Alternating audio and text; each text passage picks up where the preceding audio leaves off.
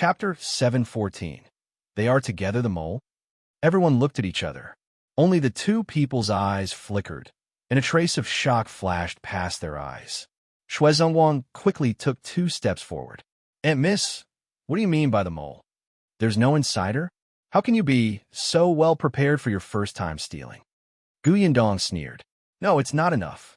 It seems that the insider doesn't know this place very well, but it's definitely not just you. We're your accomplices." The two of them immediately denied it. However, they had just lost their teeth, and their words were a little blurred. "Don't have an insider. No others. I don't know what you're doing. You're still not crying after seeing the coffin. Then let me see if your bones are really so hard." As Yundong spoke, a cruel smile appeared on his face. The two of them instantly felt their scalps tingle. They had yet to understand what she meant. Yundong suddenly kicked the two of them to the ground. Then, she stepped on one of their ankles and crushed them ruthlessly. Ah! A shrill cry like a pig being slaughtered sounded, piercing one's eardrums. Even Big Black, who was receiving treatment not far away, could not help but tremble. Yundong frowned and said to Aju, "Shut him up." "All right." Aju stuffed the cloth ball into his gaping mouth. Then, he looked at the other person and asked, "Miss, do we need to shut up this person first?" Yundong looked at him. The man looked at his companion's broken leg in shock. He finally understood what Yundong meant. He was afraid. This woman looked weak and easy to bully, but she was more ferocious than any man present. She seemed to dare to do anything. This time, she had broken his companion's foot. Was she going to break his hand next? His life was more important. When a man saw that Aju was really going to gag him after Yundong nodded, the pain in his body instantly magnified infinitely. He hurriedly shouted, "I'll tell everything. Don't hit me." Yundong let go of his leg and walked to the other person, ignoring the fact that he had fainted. "Speak." "Yes, it's Dr. Liu. We're in cahoots with Dr. Liu. Dr. Liu should be in Jiao village now." Everyone was stunned when they heard that. The tenants present all knew Dr. Liu. They had always felt that he was a very kind person who treated people for free. Only Zongguang, who had just returned from the Jiao village and already knew Dr. Liu's true appearance, came to a realization. So it was him. Yes, Dr. Liu had been here for 3 days. Although he had never entered the orchard and herb garden, he had walked around the periphery and knew about the existence of Big Black and the others. He also learned some things from the tenants. Therefore, he only knew a little. These two people took advantage of the time when Dr. Liu had lured Shao Qingyuan and Zongguang away from the Jiao village to steal the herbs in the herb garden. Yundong knew what she wanted to know and also beat them up. Although she was still angry, she stopped. She clapped her hands and got Aju to cover his mouth again. Then she said to Zongguang, "Send them to the officials." A tenant immediately said, "No, it won't be a crime even if they're sent to the government." They actually wanted to beat them up one by one. At the very least, they wanted them to suffer and learn a lesson. However, they were beaten up so badly now. If they attacked again, would they kill them? Yundong laughed. Since he's Dr. Liu's accomplice, he will definitely be convicted. If you find any errors, ads pop up, ads redirect, broken links, non-standard content, etc., please let us know report so we can fix it as soon as possible. Chapter 715. Sneaking Zongguang, Yundong ignored the two of them and asked Aju to send them to the officials with the tenants. She walked back to the herb garden. Shao Qingyuan turned to look at her. "Are you done venting? Does your hand hurt?" As he spoke, he took out a bottle of ointment. This ointment has the effect of reducing swelling, bruises, and pain. Apply it first. When Zongguang, who followed them out, heard this, his face could not help but twitch. Yundong did not take the ointment. "It's fine. There's no need to apply it. How's Big Black?" Fortunately, his life is not in danger. The vet wiped the sweat off his forehead and sighed. But the injury on his leg is a little serious. I'm afraid he won't be able to walk smoothly in the future.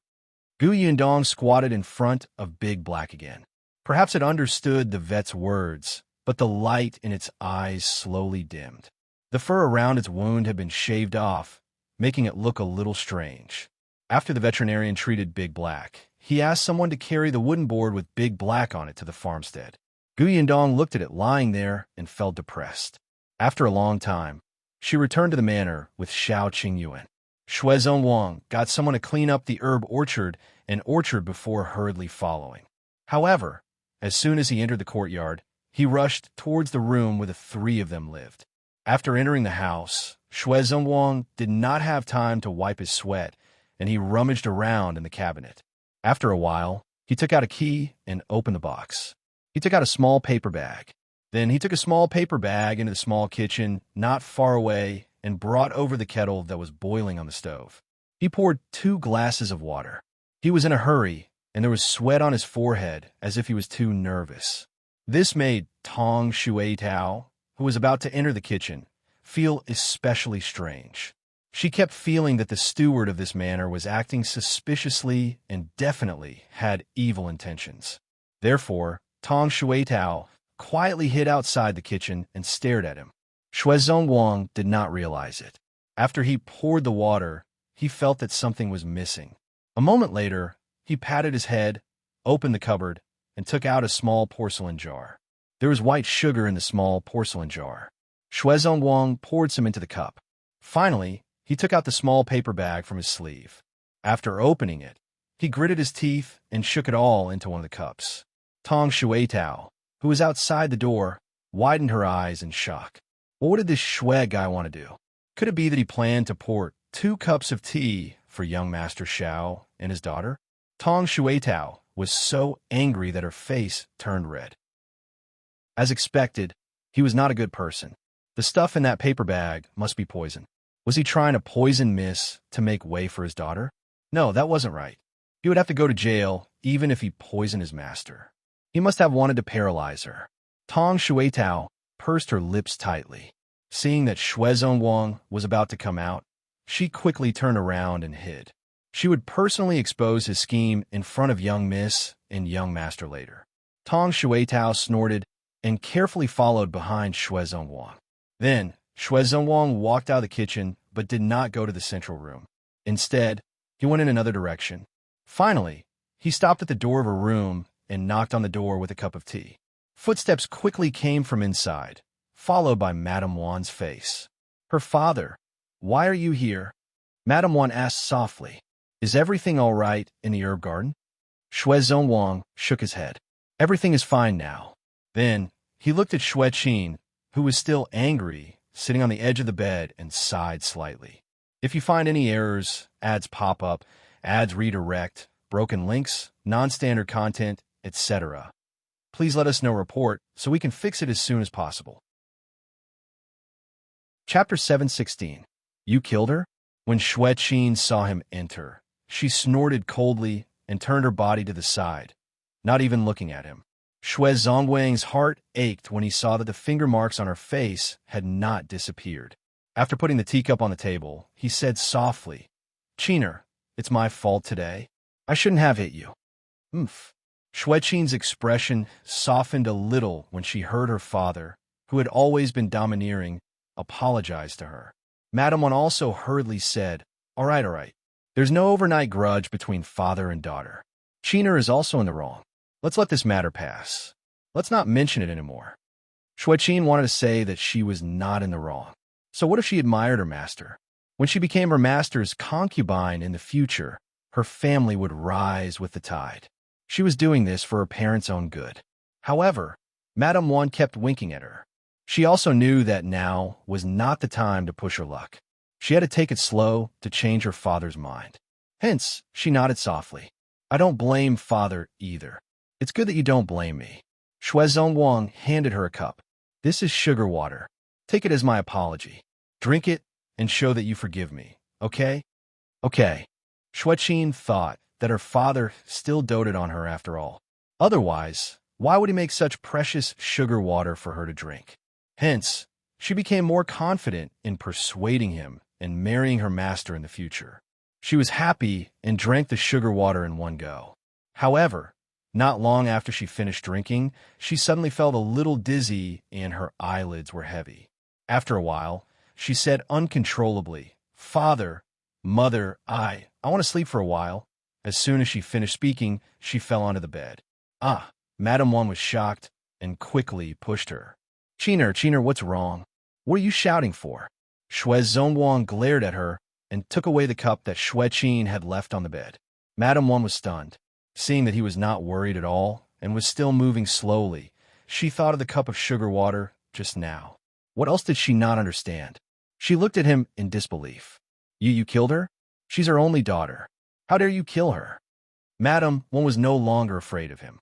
She rushed up and wanted to fight him to the death. Zongguang turned to the side. All right, what's with the fuss? Who killed her? She just drank some calming tea and fell asleep. Look carefully. Madame Wan was stunned and quickly reached out to check under Qin's nose. As expected, her daughter was still breathing, and she immediately heaved a sigh of relief. Then, she looked at her husband resentfully. What are you doing? Why did you give her some calming tea for no reason? What else? Should we wait for her to go to young master's place in the middle of the night and do something shameless? Madame Wan was shocked, and her expression instantly became unnatural. Her husband indeed knew their daughter very well. Just before Zongguang came, Qin was indeed trying her best to persuade her to help her fulfill her wish. After all, this was a rare opportunity. If young master left tomorrow, he might never come again. Madame Wan was not an opinionated person and was almost convinced. Unexpectedly, Zongguang decided to take drastic measures and let her sleep until tomorrow morning. Zongguang snorted. Why are you still standing here? Go to the kitchen and make dinner. Madame Wan left dejectedly. Only then did Zongguang look at Qin, who was lying unconscious on the bed. He sighed slightly, covered her with the blanket, and left the room, locking the door behind him. If you find any errors, ads pop up, ads redirect, broken links, non-standard content, etc., please let us know report so we can fix it as soon as possible. Chapter 480. Chapter 480. Hooking his neck with one hand, Sylvan Chaney and Jasmine Yale walked along while on Maple Mountain. Jasmine was lost in the enchanting scenery and didn't feel tired at all. It was truly beautiful. Do you want to see more? If you do, I can have lunch brought over, Sylvan asked for her thoughts. Jasmine shook her head. Let's go back. I want to return to my rental. She hadn't been back to that little cottage in a long time. It was unclear when Pei-en would be able to return. The place was lonely and deserted. Don't go back there. I bought you an apartment in the city center. It's convenient to go anywhere, Sylvan proposed. I don't want it. She shook her head again. She truly did not want anything from Sylvan Chaney. She did not want his compensations. If she wanted an apartment, she could save up for it herself. Though it would take many years, it gave her a sense of security. You reject everything I offer. Are you trying to cut all ties with me? Accept what I give you. Sylvan's face darkened with displeasure. I could buy my own house. I used to earn quite a lot in Singapore. It'll save up slowly and eventually buy a house. Jasmine replied, her eyes wide. Buy it yourself? Fine, buy it yourself, Sylvan retorted angrily, his face soured. He knew this girl was stubborn, but he hadn't expected her to reject everything he offered. It wasn't just the house, but the bracelet he had gifted her before as well. In those 12 years, she rarely ever asked him for anything. Even buying a box of candy needed much consideration. He had said that he would give her anything she wanted, but she never asked him for anything. The feeling was far from pleasant. What use was it for him to earn all that money? Jasmine Yale was unclear about why he was angry, and casually said, I find girls like and no one quite good. She's from a well-off family. She is beautiful and still works hard. That's because Zayden Santos would leave her one day, replied Sylvan sharply. Jasmine was taken aback. Why? Then why did they decide to get married in the first place? Mr. Chaney, your friend is quite despicable, Jasmine complained, infuriated. Birds of a feather flock together. You and Nolan are close. No, if not, what doesn't have to do with you? Sylvan was visibly infuriated. She would rather show concern for someone she just met than engage in conversation with him. Jasmine was speechless and stopped pressing further. She too was somewhat angered. Why was Sylvan Chaney yelling at her when she hadn't said anything wrong. She knew he had a bad temper. Frustrated, she walked down the mountain. Not caring that it was still snowing, she went directly into the snow. The icy snowflakes landed on her face, but she didn't find it cold, just a little tired. Spoiled, muttered Sylvan as he opened his umbrella and advanced towards her with large strides. Upon reaching her, he handed her the umbrella. Hold this. The next second, he scooped her into his arms. Hey, Jasmine was taken by surprise. Put me down. Hold on tight. If you fall, I won't take responsibility. I can walk by myself. After walking so much, aren't you tired? Not tired, Jasmine lied. In truth, she was a bit tired, coupled with her menstruation ongoing. But she never thought that Sylvan would carry her down the mountain. Even during those 12 years, he had never once carried her. For a moment, Jasmine was dazed. Even if you're not tired, I won't let you walk anymore, Sylvan spoke indifferently. With one hand around his neck and the other holding the umbrella, Jasmine was halfway in his arms. Shielded from the snowflakes by the large umbrella, it was calm and undisturbed. When she was close to him, she could clearly smell his scent, discreet and deep. If you find any errors, ads pop up, ads redirect, broken links, non-standard content, etc., please let us know report so we can fix it as soon as possible. Chapter 718, Abandoned, Young Master, This is for you. Aju wiped its mouth and handed it to Shao Qingyuan. Then it looked at him expectantly. Shao Qingyuan didn't think much of it at first. After accepting it and taking a closer look, he exclaimed, "Where did you get it?" "I found it in Dr. Liu's medicine basket." Aju chuckled. The medicine basket was sent to the government office as physical evidence. As expected, the county magistrate found a doctor to examine it. However, the doctor only flipped through the top 2 layers of herbs and confirmed that they were useless weeds. There might be some herbs mixed in, but they were not worth much. Then, the county magistrate convicted Dr. Liu and asked him to sign on the documents. The matter was resolved. As for the medicine basket, it was filled with useless grass that would rot in a day or two, so the county office servants planned to pour it as garbage. Aju saw that there was actually a herb under the herb basket. He had been by Shao Qingyuan's side for so long, and more or less knew some of herbs. He immediately brought the herb back. "I'm not sure either.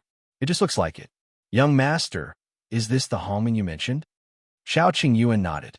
"Yes, I didn't expect him to dig up a treasure." Homing. Yundong felt that this herb sounded familiar. Shao Qingyuan said, "These are the medicinal herbs recorded in the medical book Dr. Song gave me. They are mainly used for clearing the eyes." In that case, it was also a very precious medicinal herb? Shao Qingyuan put it away and praised. "Not bad. You deserve praise." Aju's eyes lit up, and she quickly buried his head in his food. That night, the few of them rested in the manor before preparing to leave the next day. Yundong frowned slightly when she saw Big Black lying on the ground. After a night of recuperation, Big Black looked much better. It had a strong recovery ability and used good medicine. It had already tried to stand up. However, just as the vet had said, Big Black's leg was too injured to land on the ground. It would probably limp in the future. "I want to go to the Yuan family and tell Yuan Cheng about Big Black." "All right, he'll go with you."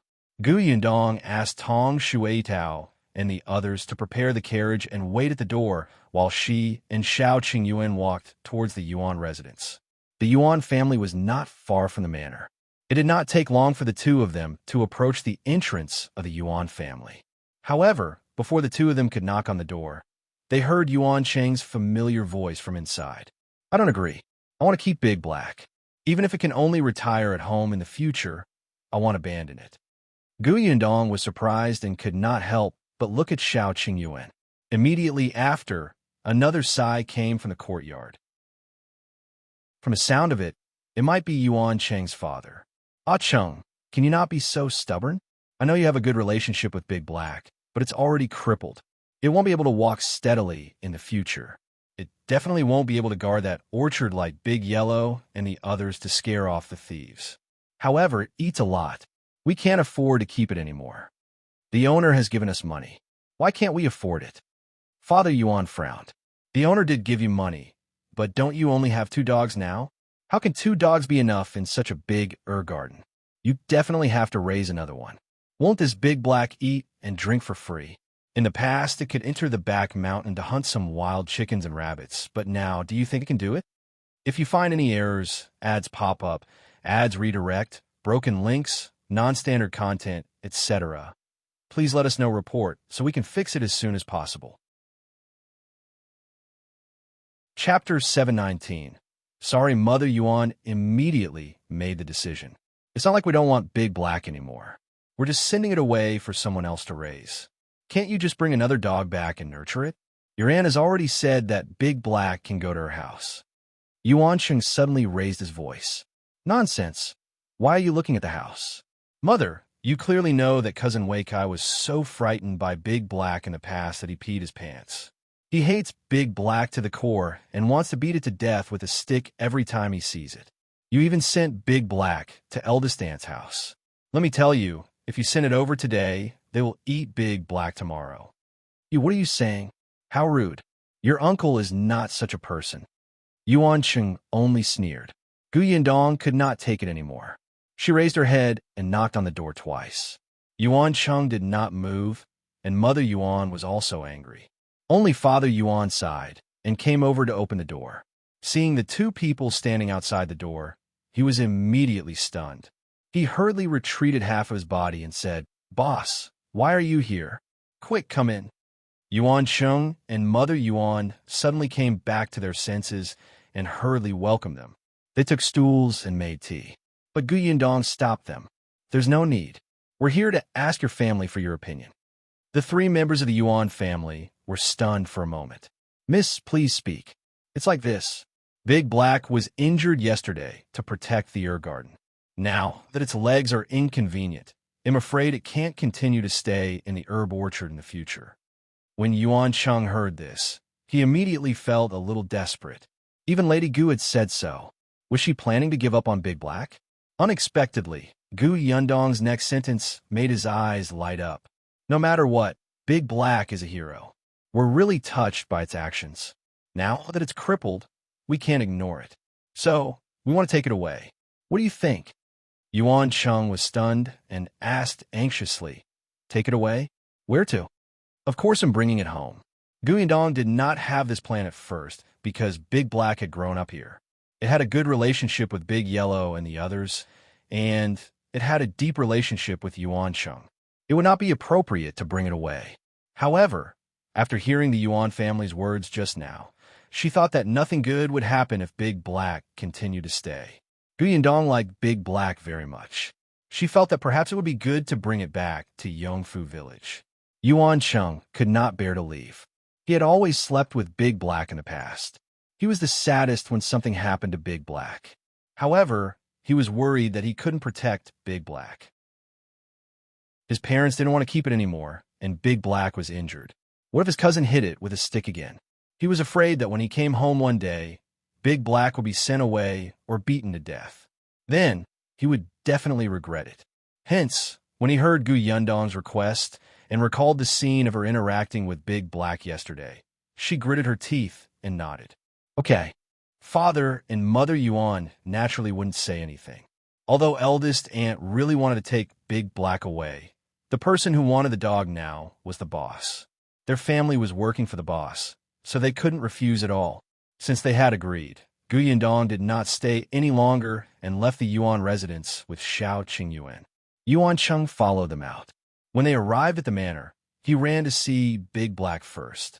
When Big Black was carried onto the carriage by Tong Shui Tao, he cried even harder. I'm sorry, I'm useless. I can't even protect you. You'll definitely lead a better life with the boss in the future. You have to be obedient. The boss will take good care of you. If you find any errors, ads pop up, ads redirect, broken links, non-standard content, etc., please let us know report so we can fix it as soon as possible. Chapter 720. Find You a Wife. Big Black was very intelligent. It seemed to understand Yuan Sheng's words. It immediately wanted to stand up, but Yuan Sheng stopped her. If there's a chance in the future, he'll visit you. You have to be fine, understand? Big Black whimpered, then barked. Each bark was louder and more excited. Its eyes were filled with anxiety, sadness, and uneasiness. Yuan Cheng immediately cried in grief. Don't be like this. I've let you down. Tong Shuitao was also extremely sad as she watched from the side. She wiped her tears. For a moment, Gu Yundong felt that she was the evil person who had separated them. Her heart was in a mess. After a while, she went forward and patted Big Black's head. Don't worry. They'll bring you over when you've recovered to meet your friends can do it. Big Black liked her very much. It was very sensitive to the kindness of the human in front of it. Hence, he whimpered twice and stopped. Yuan Cheng said a lot more to it and hugged it reluctantly for a while. By the time the group set off, it was already passed on. Gu Yundong and Shao Qingyuan were in a carriage. Big Black was also lying in the carriage, but it looked a little listless. Gu Yundong spoke to it. All right, don't be unhappy. When we reach Yongfu village, they'll find you a wife. How about that?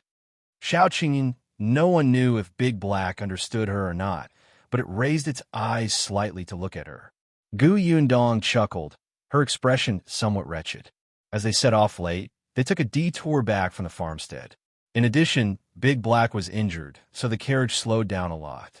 Therefore, when they arrived at Fengkai County, it was already the morning of the second day.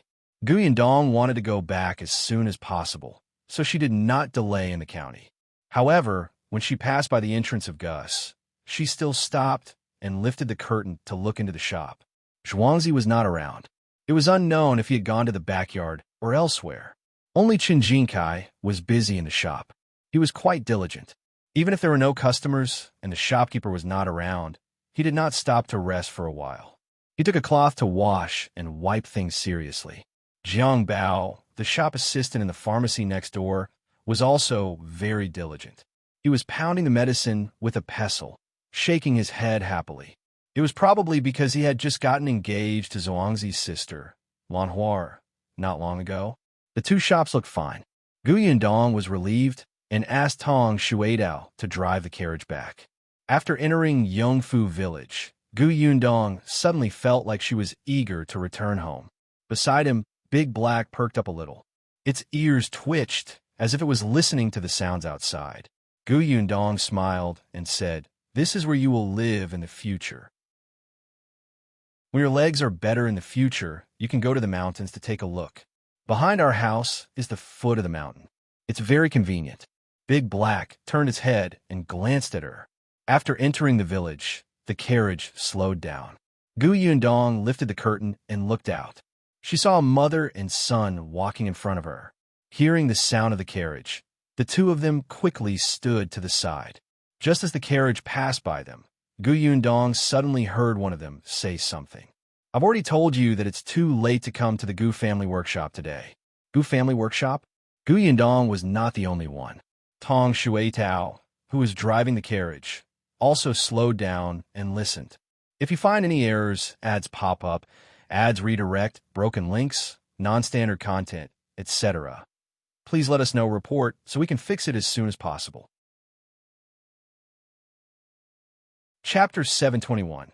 You have to control yourself. Gu Yundong lifted the curtain at the back of the carriage and looked out. The two of them did not care when they saw the carriage slow down. They only thought that it was because the village road was too narrow that the carriage was moving slowly. They didn't look like they were from Yongfu village, so they didn't know Tong Shuitao and the others. However, she lowered her voice. Then the Gu family workshop was recruiting yesterday. If we come today, they definitely won't want you anymore. Tell me, why did you specially make a trip? You're so tired. The woman who spoke looked a few years older than Madame Yang. The person walking beside her should be her son. He looked fair and refined, but his body was a little thin. From what they said, they were applying for jobs at the Gu family's workshop.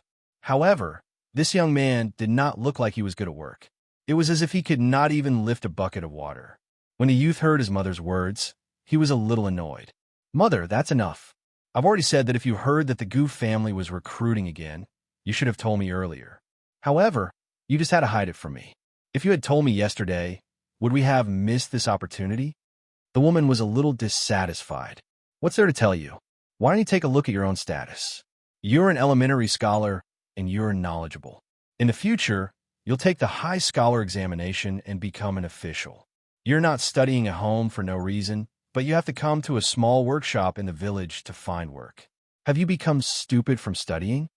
Gu Yundong was surprised. He was actually a scholar? And an elementary scholar? It was not that Gu Yundong looked down on her own workshop, but based on the current situation, her small workshop should not be able to attract a scholar to work, right? Gu Yundong was a little confused and could not help but take a few more glances at the young man. However, before she could take a closer look, a pair of hands suddenly appeared in front of her and blocked her vision. Gu Yundong was stunned for a moment before she heard Shao Qingyuan's deep voice. Is he very good looking? Huh? The voice was very close, and it sounded like he was gritting his teeth. Gu Yundong could clearly hear the jealousy in his tone. For some reason, she was in a good mood. She pulled his hand down, her eyes crinkling with laughter. Not as good-looking as you. Shao Qingyuan's body suddenly froze. A wave of frustration surged up, making his throat go dry. He suddenly reached back with one hand to cover the big black eyes that were curiously turning in his direction. His other hand wrapped around Gu Yundong's waist and pulled her tightly into his arms. Gu Yundong was surprised. The next moment, she felt a warmth in her ear and was gently bitten. She suddenly shuddered, and the blood in her body instantly boiled. F***, this man. However, Shao Qingyuan had already let go of her. He turned his head and said to Tong Shuitao, "Hurry up." The carriage arrived at a spacious place and sped up in an instant. Shao Qingyuan turned around and met Gu Yundong's shining gaze. He coughed lightly and felt a little uncomfortable. I'm just reciprocating. If he was jealous, so be it. To hell with reciprocating. Gu Yundong snorted and reached out to rub his face. You have to control yourself. I'm not of marriageable age yet. Shao Qingyuan was speechless. You were the one who kissed me first. However, he smiled and said, you'll be coming of age next month. You'll be fine then? If you find any errors, ads pop up, ads redirect, broken links, non-standard content, etc., please let us know report so we can fix it as soon as possible. Chapter 722. The Nest of the Bedlam? Next month? So soon? Gu Yundong was in a daze when she realized that time had passed in a flash. She had been in Yongfu village for almost a year. Miss, we're home. Tong Shuitao's voice came from outside. Gu Yundong looked up at Shao Qingyuan, who was still waiting for her answer. He chuckled and jumped off the carriage. Help me carry Big Black in. Shao Qingyuan couldn't help but laugh. He was actually a little resentful that time had passed too slowly. He felt that it was too cold when he built such a big house. He only lacked a mistress at home. If only they could get married as soon as possible. He got out of the carriage and carried Big Black down. Tong Ping had already told them about Gu Yundong's return, so Madame Tong and her daughter-in-law had already prepared the room. The moment Gu Yundong entered, she instantly felt relaxed. She put away the things she had brought from the prefectural city. When she saw Shao Qingyuan carrying Big Black in, she immediately got busy making a nest for it. Father Tong wanted to take over, but Big Black had just arrived at an unfamiliar place and was still uneasy. His entire body was on guard, and he kept shrinking back. Gu Yundong could only let Father Tong go out first, indicating that she could do it with Shao Qingyuan. Currently, the conditions were limited. Gu Yundong wanted to make a simple nest for it to live in. Later, she would find a carpenter to build a wooden house for Big Black. No matter what, it would be a member of the family in the future. They had to take good care of it.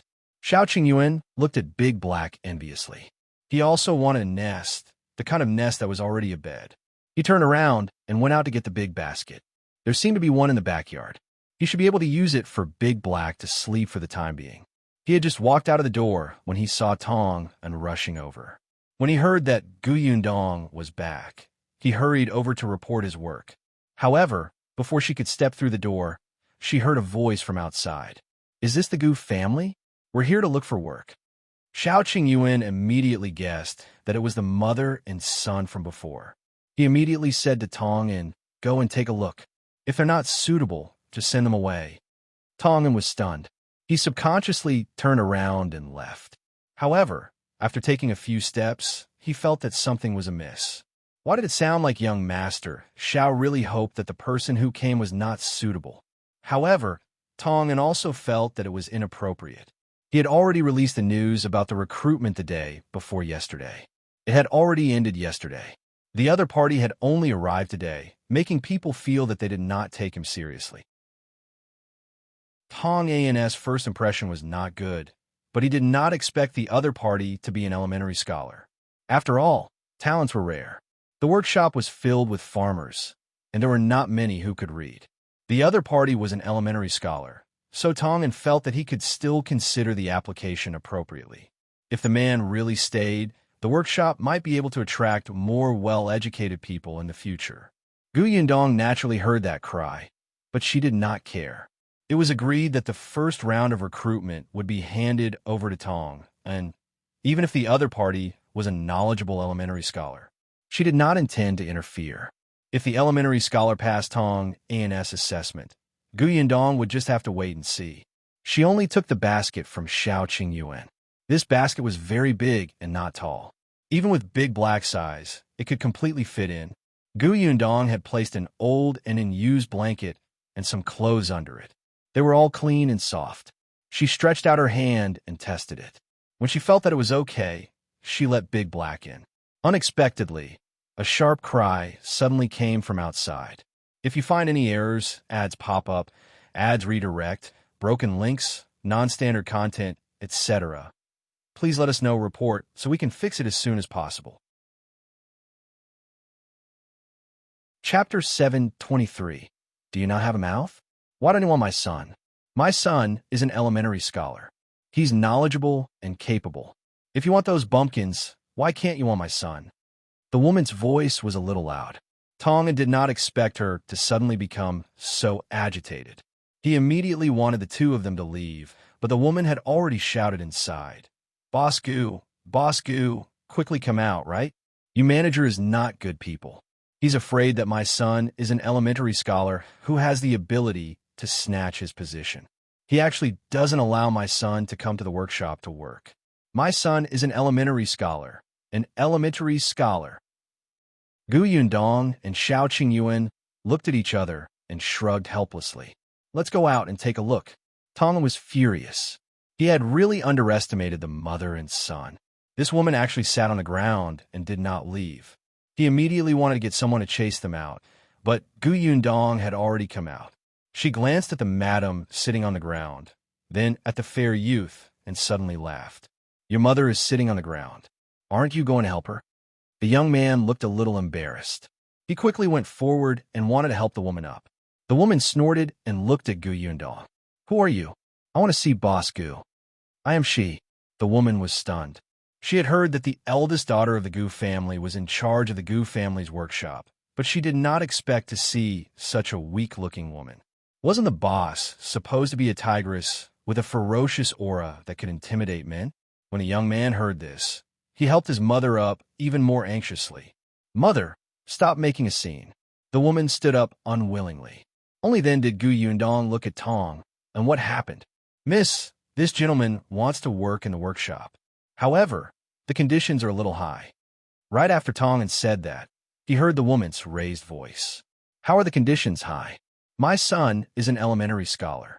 If he works here as an accountant, his monthly salary will only be 5 taels a month. How is that high? Boss Gu, don't listen to his nonsense. I think he treats my son as a threat to his position, so he rejects my son with an excuse. Yundong waved her hand, as if she did not want to hear what the woman had to say. She looked at the young man and asked, Your mother said that you're an elementary scholar, right? That's right. Yundong smiled. Since you're an elementary scholar, you're naturally knowledgeable. Why don't you go to the county city to find work? Even if you don't become a teacher in a rich family, those shops should want you, right? Why do you have to come to a small workshop like mine that has only been open for less than a year to be an accountant? This young man looked to be around 20 years old. He was already an elementary scholar at such a young age, which meant that he was indeed talented.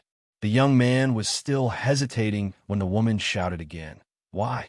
My son is just, don't you have a mouth? You keep letting your mother answer questions for you? The woman was stunned, and a trace of embarrassment flashed across the young man's face. He quickly said, I heard that the Gu family's workshop has good benefits and high wages, so I came to look for work.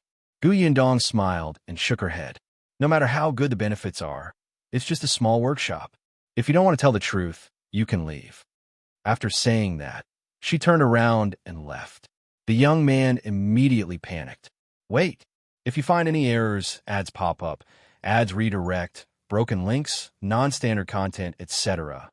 Please let us know report so we can fix it as soon as possible. Chapter 724.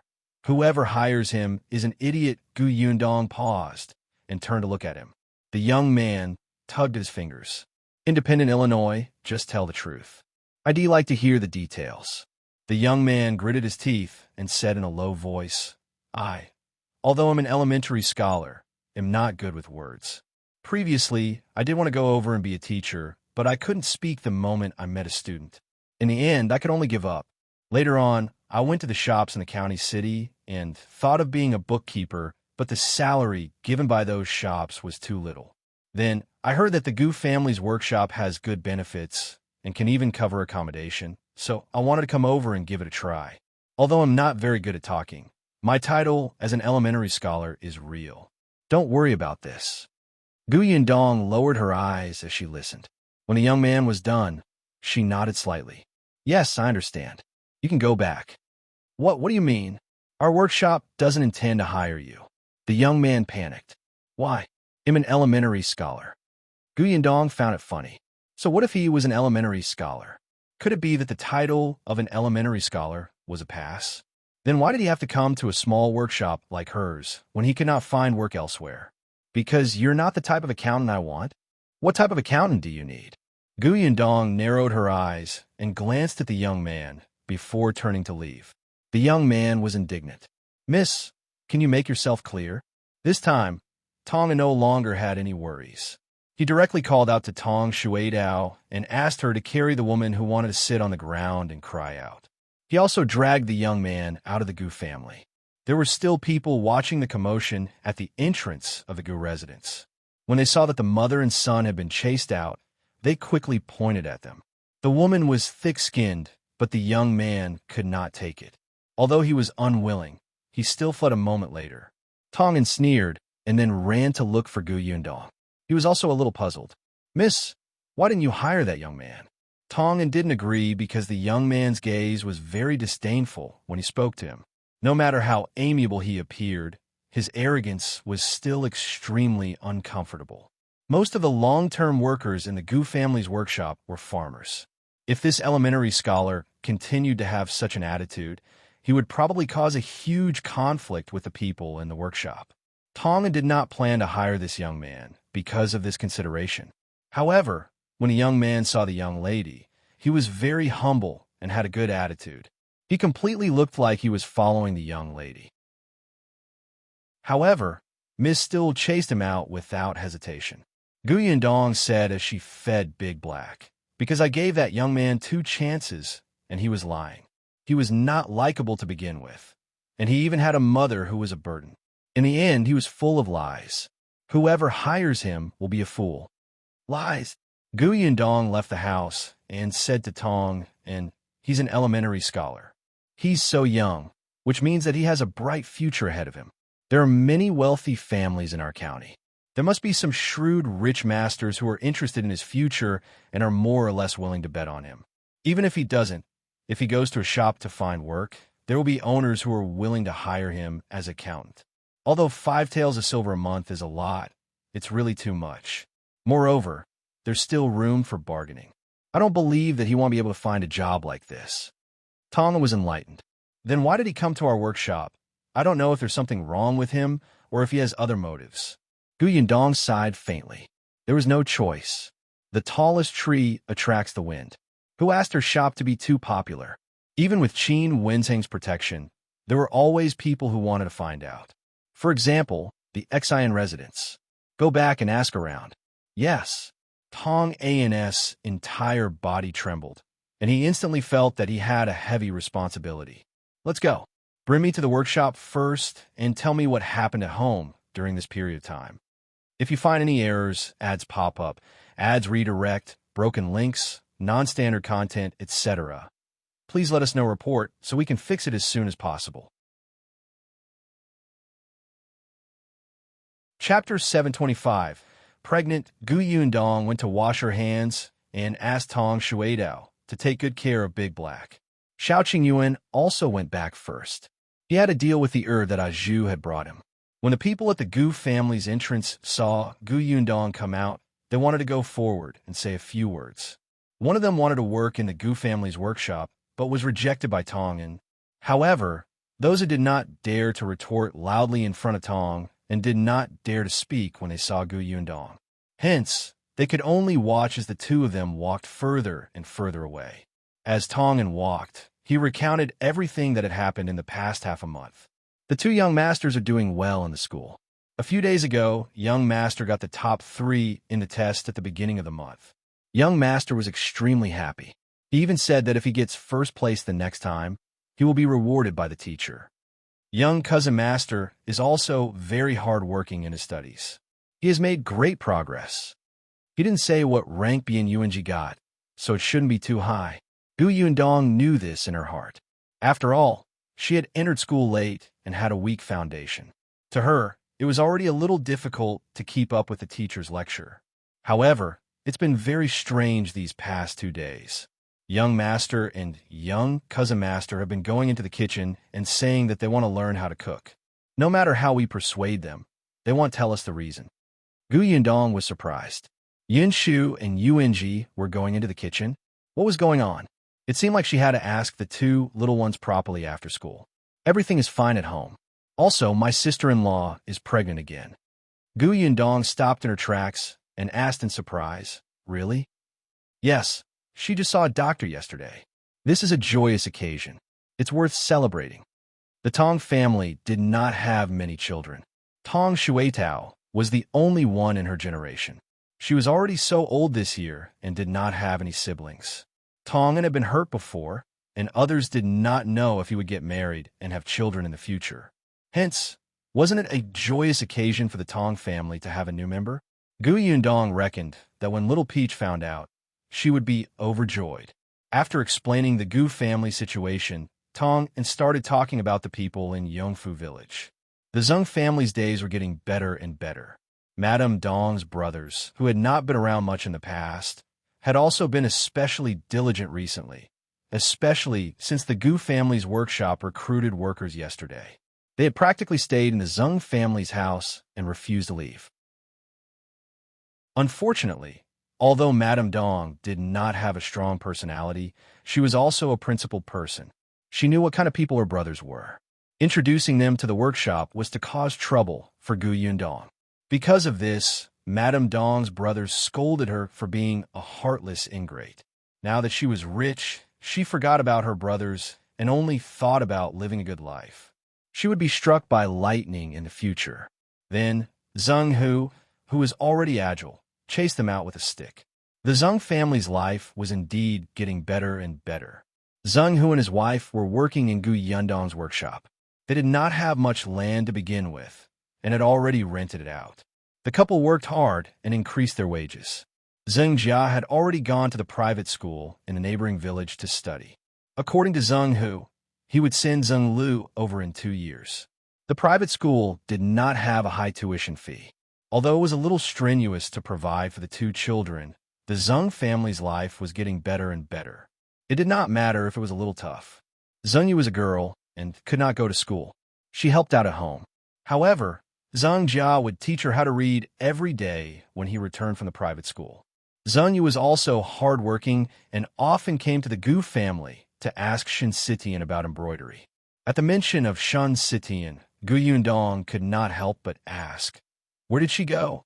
I haven't seen her since I came back." If you find any errors, ads pop up, ads redirect, broken links, non-standard content, etc., please let us know report so we can fix it as soon as possible. Chapter 726. Affection is gone. An unnatural look flashed across Tong An's face. Gu Yundong did not notice and continued to walk forward. Only then did Tong and take a few steps forward and say, "She went to the county city today to sell her embroidery work." "Really? How's her embroidery sales these days?" Tong'an quickly lowered his head and said softly, "Well, I'm not too sure." Gu Yundong nodded and did not ask further. After all, there were differences between men and women. It was indeed inappropriate for Tong and to ask too much about Shun Sishan's private matters. She changed her mind and asked about other things. Tong'an exhaled slightly before continuing. The Zong family was getting better and better now. It was said that they would renovate the house next year and plan to build 2 more rooms. At that time, they would give each of the children a room. Compared to the Zong family, the Shi family had changed even more. Not only did the Shi couple manage the orchard for Gu Yundong, but they also earned a lot of money.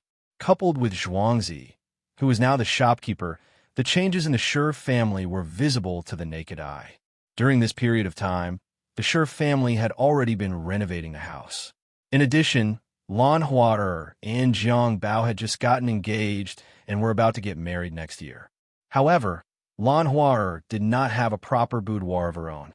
The Shi couple wanted her to get married in a grand manner, so the first thing they renovated was Lan Huaer's boudoir. Now that Lan Huaer matter was settled, Zhuangzi was still alone. The Shi couple was very anxious. Their neighbors and friends stared at Zhuangzi as if he was fat meat. They wished they could tie him up and make him their son-in-law. This was a shopkeeper. He had become the head shopkeeper of a county shop at such a young age. He was too promising. Moreover, the Shi couple had a good personality and were not domineering. His sister-in-law was about to get married, and they were even renovating the old house. Which woman would not enjoy life after marrying him? However, Zhuangzi was unwilling no matter what. He simply did not come back after his family said too much. During the past 10 days, he had been living in the county shop for half of the time. If there was anything, he would ask Chen Jinkai to help pass on a message. Gu Yundong did not know whether to laugh or cry when she heard that. This was a career-type man, completely devoted to work. Speaking of Chen Jinkai, Tong'an suddenly thought of something. Madame Fong even returned to Yongfu village and ran to the village chief's house to cause a scene. It could be said that she ruined her last relationship with the Qin family. What did she do? She said that Jiang Yongkang was not nice to her and scolded her every day. She asked the village chief to help divorce him. However, the village chief is in an awkward position right now. He's neither from Madame Fang's maternal family nor from her husband's family. Madame Fong is no longer a member of Yongfu village either. He couldn't care less about her, so he asked her to talk to her maternal family. Seeing that he was unwilling to help, Madame Fong cursed him for his lack of conscience and kept slandering him. In the end, Madame Zhou couldn't take it anymore and went up to slap Madame Fong twice. The two of them started fighting. Later on, for some reason, Madame Fong accidentally bumped into Chen Jinkai's 12-year-old son. His son's head hit the door frame on the spot, scaring the entire family. Fortunately, the doctor said that it was nothing serious. Only then did the Chen family heave a sigh of relief. However, they had completely drawn a line with Madame Fong and would pretend not to know this person from now on. When Gu Yundong heard this, she sighed with emotion. The Fong family was really walking further and further down the path of courting death. As they spoke, the two of them had already arrived at the entrance of the Gu family's workshop. When she saw Gu Yundong enter, everyone in the workshop greeted her. They looked very happy. If you find any errors, ads pop up, ads redirect, broken links, non-standard content, etc., please let us know report so we can fix it as soon as possible. Chapter 727, Giving Red Packets. Increasing pay. Gu Yundong looked around and realized that although everyone was in good spirits, their bodies were indeed quite tired. She knew that everyone had been working hard recently.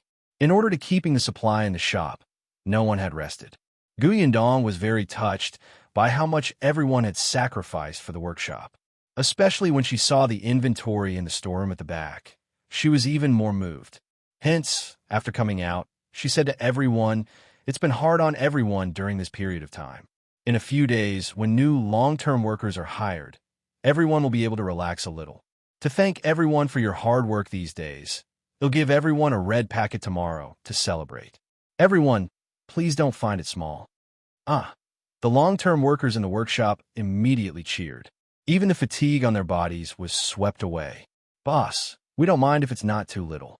1 copper coin is fine. Boss, it's not hard on us. We're so happy to be able to work in the workshop. That's right, boss. The food in this workshop is very good. I don't even want to go home. Boss, don't worry. We definitely won't let the supply in the shop break.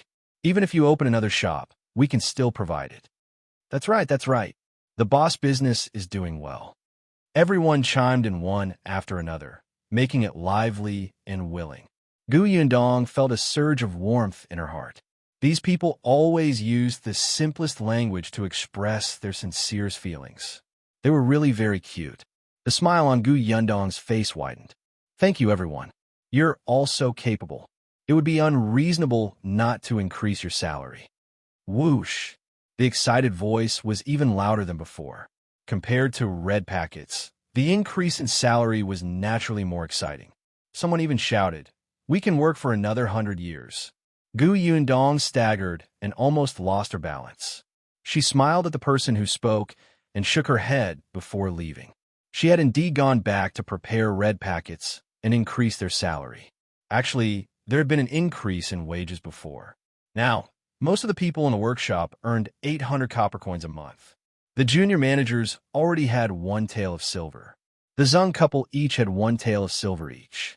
This time, the salary was raised to 1 tael for everyone else and 2 taels for the junior managers. It could be considered an increase of 200 copper coins each. There are also red packets. 500 copper coins per person to buy delicious food for everyone. Yundong asked Tong and to prepare the money. She did not wait until the next day and distributed them that night. Not long after Tong and left, Shun Sitian returned. She did not look too good. When she saw Yundong at home, she was stunned for a moment. Then, she quickly smiled. You're back? I heard that the shops in the prefectural city are very busy and lively, right? How are Aunt Yang and Kiki? Where's Aunt Ko? Yundong sighed and pulled her to the side to sit down. You look much more haggard than before I left. What happened? Do you want to tell me? Shun Sitian lowered her head and suddenly smiled bitterly. Actually, it's nothing much. It's just that you suddenly went to the prefectural city. This house suddenly became much quieter, so I'm not used to it. Yundong did not believe her. We're friends. Between friends, no matter if we're happy or unhappy, we can talk to each other. Sitian, you could try telling me, and it'll give you ideas.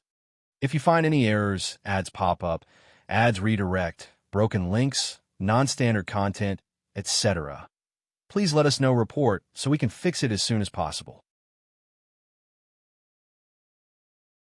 Chapter 728. Difficulties. Shun Sitian raised her head and looked at her serious expression. She actually felt like she wanted to rely on her. She was clearly older than Yundong, but it didn't seem to be of much use. She lowered her head slightly and thought for a moment before saying in a low voice, I've indeed encountered some difficulties recently. As she spoke, Shun Sitian took out a set of embroidery from her bag. I spent more than 2 months embroidering this. I thought I could sell it for a good price, but who knew? It was fine if the price was lowered again and again. At most, she would not sell this set. However, who knew that the cloth shop owners in the county city had communicated with each other and she could not sell her other embroidery work? Since that was the case, she went to town. However, the cloth shops in town were not very big. They wouldn't purchase her embroidery work and could only take on small things like handkerchiefs. If this continued, when would she be able to earn enough money to live alone outside? She couldn't possibly stay in the Gu family forever, right? Yundong frowned. If she remembered correctly, most of the cloth shops in the county were run by the Peng family, right? To be able to unite several shops, it was most likely the shopkeeper of the Peng family. Peng Zhongfei was a scumbag himself, and his subordinates were not good people either. Yundong could look for Peng Zhongfei, but she did not want to have anything to do with the Peng family. It was the same for Peng Zhongfei. After all, nothing good happened every time he saw her. Gu Yundong opened Shin Sishin's embroidery, and her eyes lit up. She was stunned. Such beautiful embroidery. Surely, it can be sold for a good price. Shin Sitian thought so too. This was her hard work, but unfortunately, Gu Yundong looked at it again and again. He smiled and said, "Since the people in the county city don't know what's good for them, take them to the prefectural city." The prefectural city? Of course, if you don't go to the prefectural city, I can help you sell it. Gu Yundong said, "Anyway, I have a shop in the prefectural city now, so I have to go back and forth often. Even if I'm not free, Tong Ping and the others have to deliver goods to the shop from time to time. You can ask them to help bring your works over. With your skills, you don't have to worry about not being able to sell them." Shin Sitian moved, but said, "Will it be too much trouble for you?" "What trouble is there? It's just a matter of convenience. If you're afraid of trouble, just don't refuse when I ask you for help later." "Of course I won't refuse," Shin Sitian quickly said. "Isn't that enough?" "Sitian, I think you should embroider such big pieces in the future. They can be sold for a lot of money. They're much better than the ones you embroidered, such as pouches and handkerchiefs."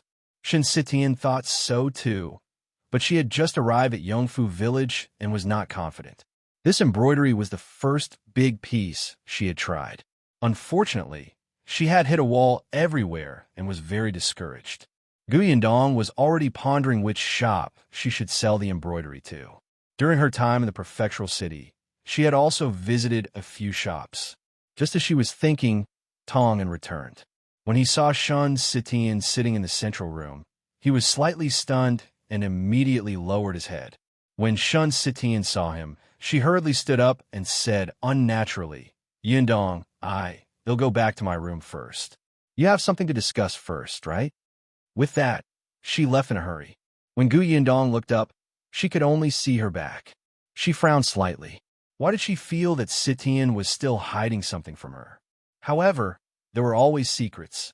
Since she was unwilling to tell, Gu Yundong could not force her. Gu Yundong put away the embroidery work and looked at Tongan. If you find any errors, ads pop up, ads redirect, broken links, non-standard content, etc., please let us know report so we can fix it as soon as possible. Chapter 729. Supporting elder sister in the future. Tong and had already sent out the red packets and also mentioned the increase in salary. Everyone was very happy, and Gu Yundong was relieved. After a while, Yinshu and Yuanji returned from school. When the two little guys heard that she was at home, they rushed in like a gust of wind without even putting down their school bags. Big sister, you're back. Cousin, how are uncle and the others?"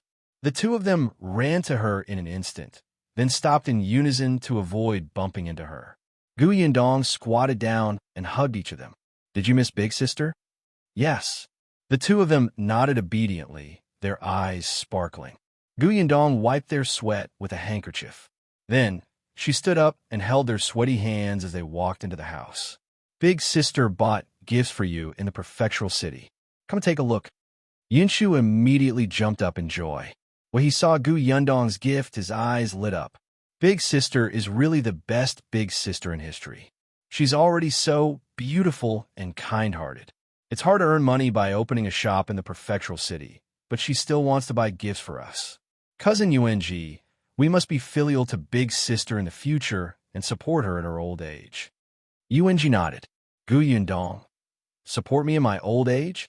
When I'm old, you won't be young anymore. Can you put away your filial piety? Why did she feel that after not seeing this little guy for a while, he was becoming more and more eloquent, and even knew how to flatter others?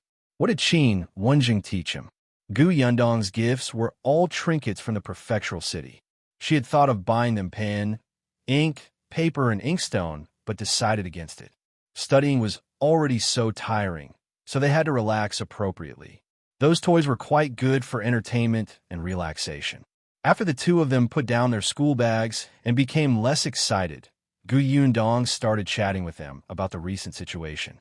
The two little fellows seemed to be very interested in how Gu Dajiang entered Tianhai Academy. So Gu Yundong told them the entire process as if she was telling a story. The two of them were especially fascinated as they listened.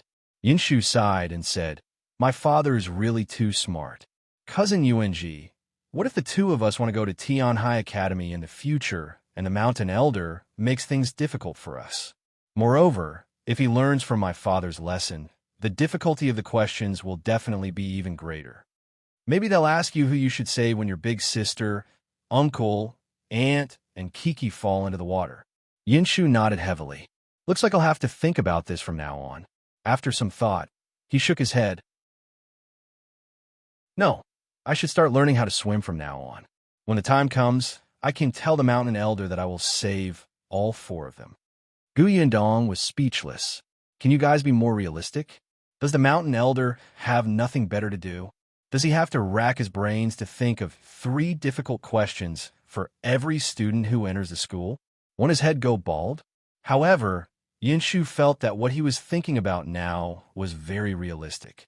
This was called taking precautions before anything happened. He had to consider all the possibilities.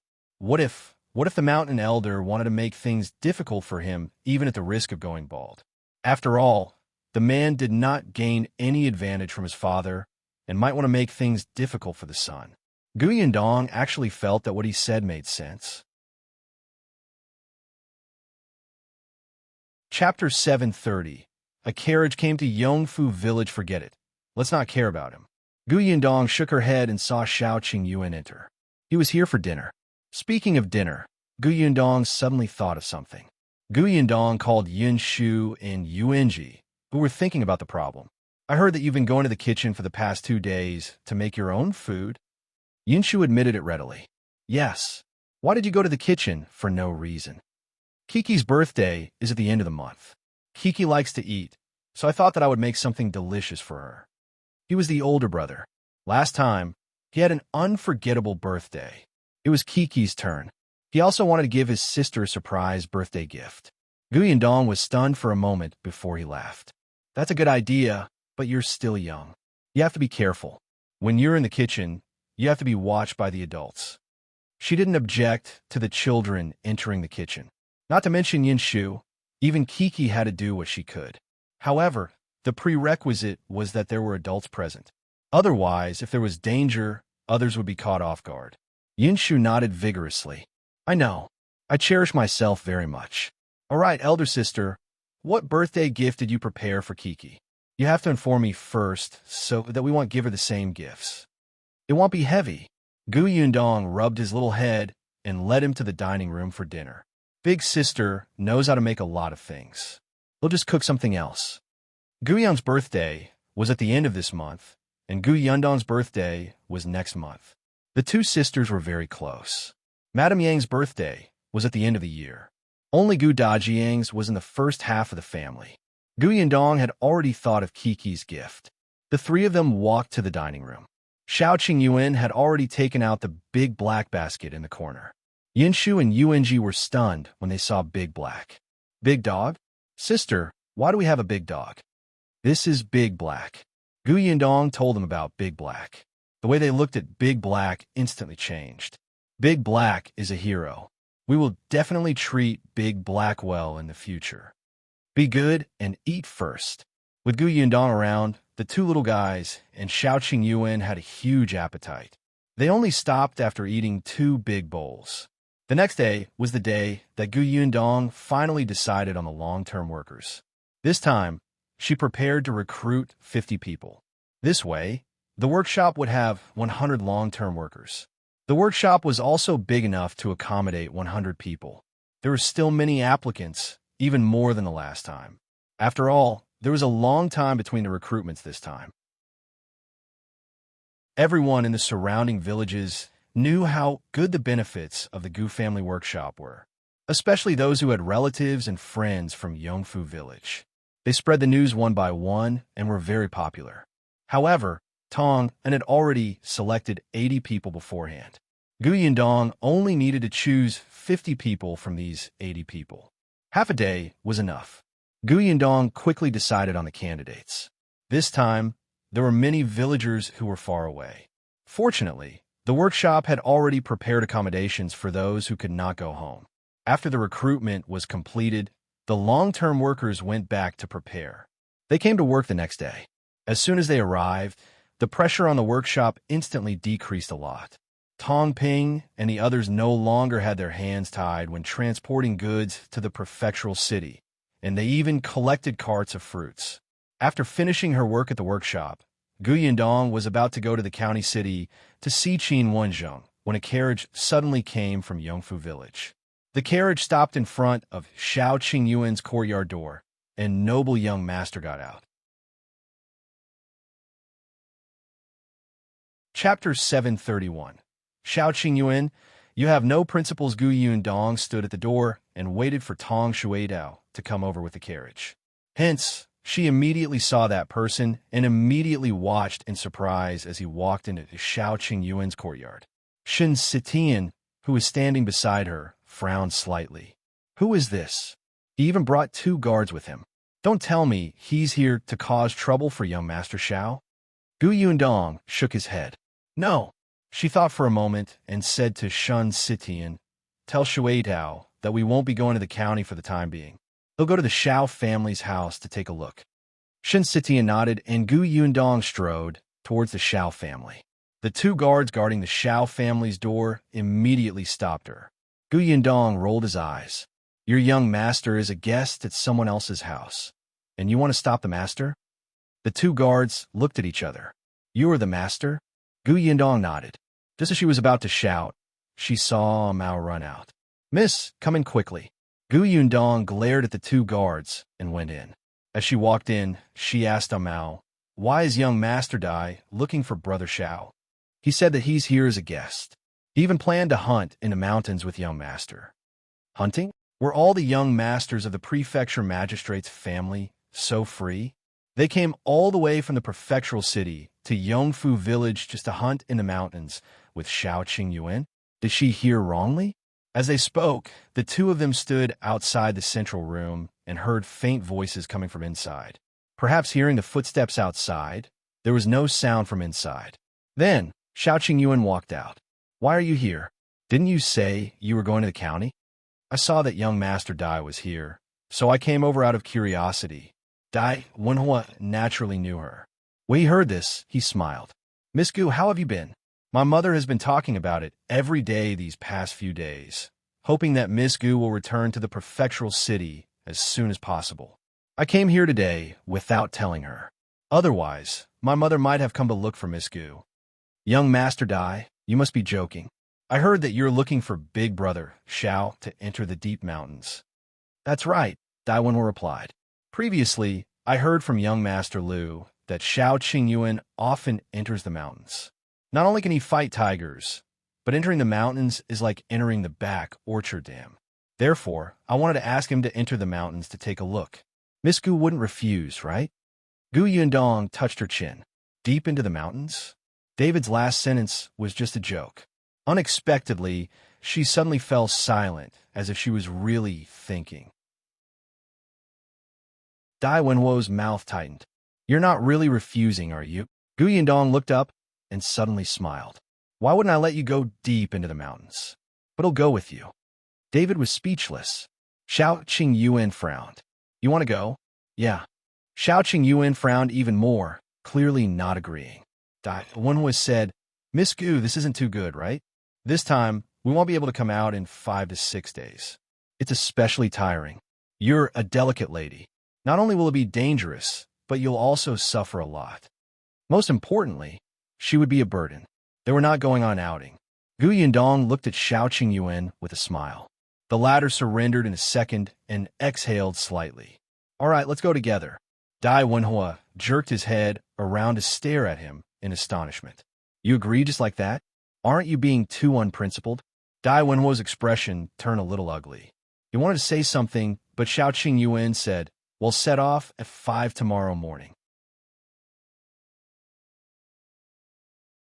Chapter 732. Gu Yundong's mounting bag. Gu Yundong immediately nodded. Then he'll go back and prepare. They'll look for you tomorrow. After saying that, she hurriedly ran back to the Gu family. She was really preparing herself. She had entered the mountains before. The last time she encountered a wild boar, she was already at the edge of the mountains. However, this time, Wenhuo said that they would be gone for at least 5 to 6 days, so they had to walk inside even more. Therefore, she had prepared a lot of things. She had a spatial storage, so it wouldn't be a problem for her to bring a mobile RV over.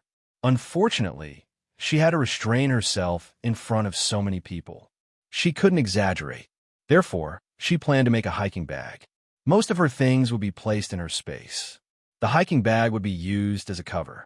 However, Yundong's skills were limited, so she found a cloth from the room and asked Shen to stitch it up. She gestured the look of a hiking bag. Shen was an expert in this area, so she quickly got to work. Yundong thought that she had to have a tent to live in the wild. Otherwise, it would be inconvenient to sleep at night. There were a few modern tents in her spatial storage, but they could not be used. After some thought, she took out the oilcloth and asked Madame Jiang to help sew a simple tent. Madame Jiang was pregnant now, and Yundong did not allow her to do heavy and dirty work. However, it was not a problem to do some embroidery work. When the bags and tents were ready, Yundong began to prepare some food and necessities. Food was not a problem. They would not be short of food when they went hunting in the mountains. She needed a water bag. The water in the mountain was very clear, so it would not be lacking. She had to prepare a lighter and an umbrella. She could not lack medicine for external and internal injuries. Qingyuan would definitely prepare it. Yundong only had to prepare it in his spatial storage. There were also clothes, hats, and gloves. Now that the weather was gradually cooling, it would definitely be colder in the mountains. Should she bring the cutlery? Yundong looked at the things she needed to bring now and decisively brought a small milk pot that someone had made for her some time ago, as well as a few pairs of chopsticks and spoons. This made it seem like they were really going on an outing. Hopefully, Wenhuo wouldn't say anything. If he was dissatisfied, she would not share these things with him. He would suffer. However, her guess was right. Wenhuo was indeed very unhappy. After Yundong left, he walked up to Qingyuan and asked, "Are you really planning to bring her into the mountains? She's a woman, and she's delicate." "I'm afraid she'll complain that she's tired before we even enter the mountains. Are we going to send her back then?" Qingyuan glanced at her. Yundong is not an ordinary woman. This situation won't happen. Of course I know that she's not an ordinary woman. Otherwise, she wouldn't have opened such a big shop and made his parents trust her so much. But no matter how extraordinary she is, she's still a woman.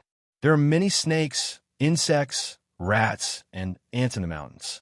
She must be afraid, right? She's not afraid. Qingyuan frowned. Yundong is skilled. Wenhuo could tell that in this person's eyes, his fiancée was a good person and would not have any problems. He felt that if he continued, Qingyuan would probably be angry. But he still felt that he should not bring Yundong along. So after thinking about it, he simply changed his words. "All right, I know that Miss Gu is very awesome. It's not a problem for her to enter the deep mountains. But have you thought about it? There are 2 of us men, plus my 2 guards. There are 4 men and 1 woman. Isn't there a lot of inconveniences?" Qingyuan felt that it did make sense. Chapter 733. This is different from what we agreed. Wenhuo saw that his expression had softened and continued. "Furthermore, we'll be gone for a few days this time. Miss Gu is very busy with her shop. This is delaying her matters, right? Also, although you and Miss Gu are engaged, you're not married after all. If her parents know that you brought her into the mountains, will they be angry and think that you're unreliable? What if there's a change in the marriage?" Qingyuan frowned even more. Wenhuo was very good at talking. Every word hit the nail on the head. After a long silence, Qingyuan finally nodded. He'll persuade her not to go. Wenhuo heaved a huge sigh of relief. He had finally been persuaded. It was not in vain that he had tried so hard to persuade him. However, when Qingyuan went to the Gu residence, he was told that Yundong had gone to the county city. He thought that perhaps she was going to Gus to give some instructions, so he would wait for her to come back. Qingyuan also had to prepare some things he needed to enter the mountain. However, he waited until the next morning when they were about to set off. It was not even 5 o'clock when Yundong arrived at the Shao residence with a huge hiking bag and a thin and strange walking stick. Yundong wanted to get Shao Qingyuan a hiking bag, but time was limited. She was already in a hurry to make one, so she could only give up. The moment she entered the Shao family, she saw Shao Qingyuan tying a bag. Shao Qingyuan also saw her. She was wearing men's clothes, and her hair was tied into a ponytail. The cuffs on her arms and ankles were tightly tied. She looked clean and valiant. Shao Qingyuan couldn't move his eyes away. Yundong walked forward and placed the huge hiking bag on the table. She said, "Look, I prepared this. I asked Sitian to sew it for me yesterday. The spatial storage inside is huge and can hold a lot of things. See if I have everything. Do you need me to bring anything else?" She seemed to be looking forward to it. "Don't bring what I have. It's tiring to carry the same stuff." Wenhuo, who was leaning against the door not far away, was stunned when he saw the huge backpack. Did this girl really think that they were going on an outing?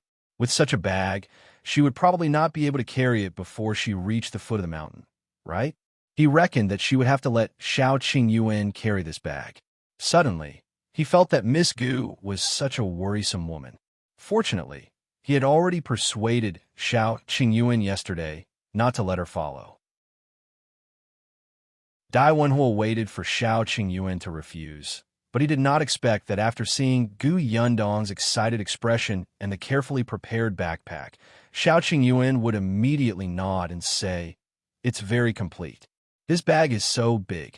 Let me carry it." David? Did he hear wrongly? What did Shao Qingyuan say just now? Did he really speak? Wenhuo took a deep breath and felt a pain in his heart. So Shao Qingyuan was such an unreliable person.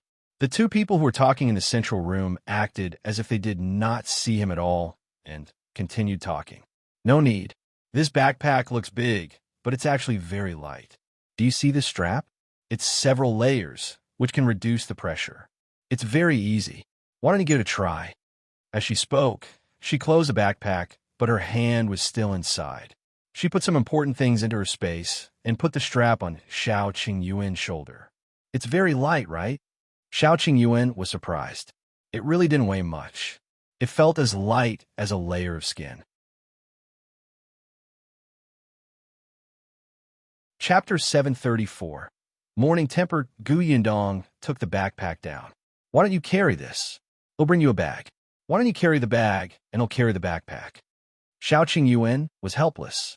His bag was much heavier than her bag, which looked especially heavy and full. Naturally, he wouldn't switch with her. Only then was Yundong satisfied. She carried her bag and turned to look at the constipated Wenhuo. "Young Master Dai, do you have any more problems?" Wenhuo looked at Shao Qingyuan and chuckled. He gritted his teeth and said, "No problem." Then, he turned around and led the two guards away. Yundong looked at his back suspiciously and turned to ask Shao Qingyuan, "What's wrong with him?" "Maybe he woke up too early today," he replied without changing his expression. Yundong was enlightened. So this guy had a morning temper? Shaking her head, Yundong carried her backpack and left with Shao Qingyuan. The group quickly arrived at the foot of the mountain. It was still early, and the dew was very heavy. However, there were already many villagers working in the fields not far away. They did not say anything when they saw Shao Qingyuan and the others enter the mountain. Yundong was dressed in men's clothes. They could not see who she was from afar. After they entered the mountain and there was no one around, Shao Qingyuan reached out and held Yundong's hand as they walked forward. Wenhuo, who was following behind, snorted coldly. He had said that bringing a woman was a burden.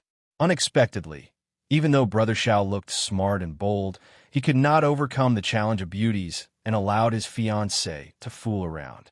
No one spoke along the way. Yundong was holding Shao Qingyuan's hand with one hand and leaning on her walking stick with the other. There was nothing much in the backpack on her back, but she walked easily. After half a day, the few of them had already entered the deep mountains. The weather gradually became hot, and the road became much more difficult to walk. Wenhuo looked at Yundong, who was still walking casually, and could not help but be surprised. He did not expect her to remain silent until now. She did not even drink any water. On the other hand, Although he had a strong physique and good skills, he did not have many chances to enter the mountain. At most, he would accompany his grandmother and mother to the temple on the outskirts of the city, where he had to climb the mountain occasionally. However, there were steps on the mountain. Compared to the steep mountain path that was overgrown with grass, it was worlds apart.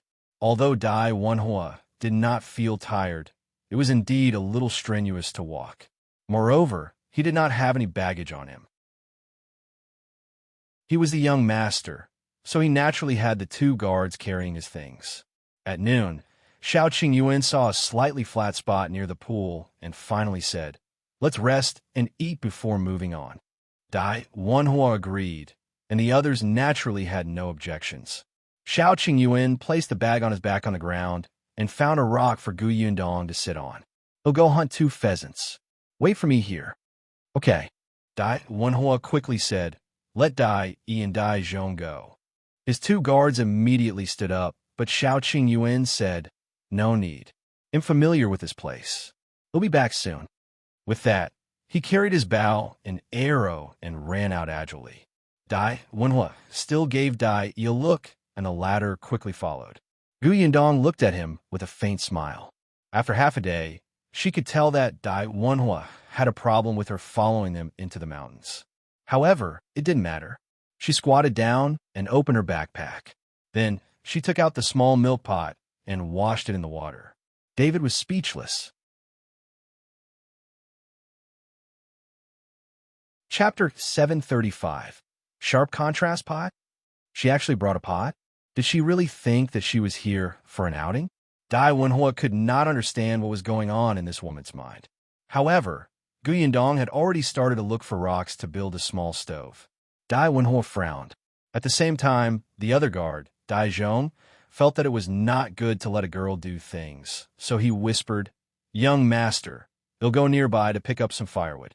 "Okay, go ahead." Zhong did not walk far either. He was within sight and could come over if anything happened. After Zhong left, Wenhuo finally could not take it anymore and walked towards Yundong. His tone was still rather gentle. "Miss Gu, it's not good to go hunting in the mountains with a pot, right? How can it not be good? It's convenient to cook." As she spoke, she took out a seasoning bottle from her backpack. Wenhuo's mouth twitched. "We went into the mountains to hunt. We're not that particular about food." "You can't say that. Although we're on a mountain and there are limited conditions in all aspects, we have to give ourselves the best treatment we can, right? It won't delay things even if we bring the pot. We can eat some vegetables and rice occasionally after we eat too much roasted meat. This time, we'll be on a mountain for a few days." When Wenhuo heard about the rice, he wondered if she had brought the rice with her. Sure enough, Yundong took out a small bag of rice. It was not much, but she could still eat a few meals with some water and porridge. Wenhuo was suddenly at a loss for words. He felt a little irritated. "You sure know how to enjoy yourself." So the young master Dai came to the mountains to suffer. Yundong was surprised. "In that case, we'll put less rice." Coincidentally, this pot isn't very big. It was enough for her and Shao Qingyuan to eat. She was indeed as good as her word. Wenhuo almost fell back in anger. Forget it. He did not want to waste any more time. He returned to the rock he was sitting on and took 2 sips of water from the water bag. He did not want to talk to Yundong anymore. Not long after, Zhong found a lot of dry firewood. Yundong didn't use the firewood. She found a few large pieces of dry wood, lit a fire at the bottom, and covered it with a lid. She let the small milk pot boil. Then, she found 2 wild vegetables beside her. After washing them, she placed them on the oilcloth and cut them into pieces. When Shao Qingyuan and Dai Yi returned with 2 pheasants each, Yundong had already prepared everything. There was even a fragrance coming out of the milk pot. Shao Qingyuan was a little surprised. "You're cooking porridge?" He hadn't looked carefully before and didn't notice that she had brought rice. Yundong looked at the pheasants in his hand. Yes, they were very fat and tender. She wanted to take them, but Shao Qingyuan didn't let her. He'll handle it. Although he did not know how to cook, it was not a problem for him to deal with wild chickens and rabbits. He could light a fire and roast them to make do. Yundong did not move. Shao Qingyuan and Dai Zhong took the pheasants to the river to kill them. After a while, they cut open the pheasants and skewered them to roast. Wenhuo only let out a sigh of relief when he smelled the roasted chicken. He quickly sprinkled the seasoning on it. His two guards took out a few pancakes from their bags. They were made by the old woman from the Shao family before they went out this morning. There were a lot. The pancakes were dry and could last for 2 days. Except, Wenhuo watched as Yundong took out 2 small wooden bowls and filled them with hot vegetable porridge. She ate with relish, and he held 2 pancakes in silence. Chapter 736. He misjudged him. If he didn't compete, he wouldn't have known. But why did he feel so miserable? Young master, this pancake will soften after being warmed up. The 2 guards had been by his side for many years, so they could more or less tell that he did not have an appetite. Wenhuo glared at the guard and stopped look-overing. He lowered his head and took a bite. He wanted to see how far Yundong could carry that pot. Shao Qingyuan also glanced at Wenhuo and asked Yundong in a low voice, "What's wrong? Did he bully you?" "No, I just don't like him." "Who asked him to not let me follow you into the mountains? He looks like I'm here to drag him down." Yundong sneered. "Hurry up and eat. You're not allowed to share the food with him." "Okay." Shao Qingyuan glanced at him and thought for a moment. He felt that it was too comfortable to eat in front of him. Therefore, he held the small wooden bowl and silently turned around with his back facing him. Wenhuo was speechless. Beauty misled people. This guy valued his lover over his friend. He had misjudged him. Yundong almost burst out laughing. She tore off a leg from the roast chicken beside her and placed it in Shao Qingyuan's bowl. "Eat more. Don't starve." "Okay." Shao Qingyuan completely forgot about Wenhuo. He ate the drumstick meat given by his fiancée in peace. The sound of him drinking porridge made Wenhuo want to hit him. The pancake in his hand became even more tasteless. And Zhong looked at each other and sighed secretly. After eating and drinking to her heart's content, Yundong washed the pot in bowls and put them in her bag. It did not seem troublesome at all. Shao Qingyuan extinguished the fire until there were no more sparks. Then, he called for everyone to keep moving. The group walked deeper and deeper, and the road became more and more difficult. When the sky gradually darkened, Shao Qingyuan found an empty place to stop and rest. Yundong did not cook porridge this time. She took out the pancake that Shao Qingyuan had placed in the bag and roasted it. Then, she cut the remaining half of the roasted chicken into small pieces and stuffed them into the pancake. Then, she took the wild vegetables, mushrooms, and chicken bones to cook a small pot of bone soup. Yes, the chicken pancake with soup was simply delicious. It was too enjoyable. Wenhuo was speechless. Was this woman specially trying to anger him? As expected, she was very good at food. Otherwise, she wouldn't have been able to open a food shop. He continued to nibble on the dry pancake, but he was quick-witted. He imitated Yundong and stuffed chicken into the pancake. This way, it was much more delicious, but without soup, it felt boring after 2 bites. Shao Qingyuan silently turned his head and continued to turn his back to them. After dinner, Wenhuo began to set up his tent. His tent was the kind of simple tent used for marching. It was very sturdy and durable. He wanted to see what Yundong would do at night.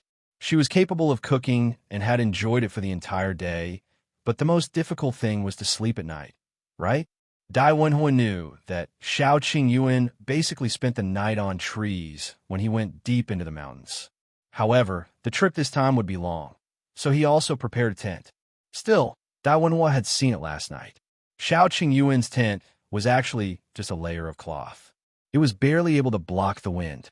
Wenhuo didn't say anything at that time, but he thought that it would be fine if Shao Qingyuan stayed in his tent. But now, thinking of how he valued his lover over his friend, Wenhuo decided to forget it and let the man suffer on his own. Chapter 737. He's Liu Xiahui. Wenhuo did not say anything. When the tent was set up, he looked at the 2 of them coldly. Yundong put down her hiking bag and took out a bag. David frowned and looked over. It was actually oilcloth. Yundong shook it open and asked Shao Qingyuan to help support it. Then, She took out a pile of rivets and found a rock to knock on. She acted skillfully, orderly, and quickly. Not long after, a round tent that looked like it was airtight and sturdy was set up. Yundong unbuttoned the tent and entered to take a look. Yes, it was too wet to sleep like this.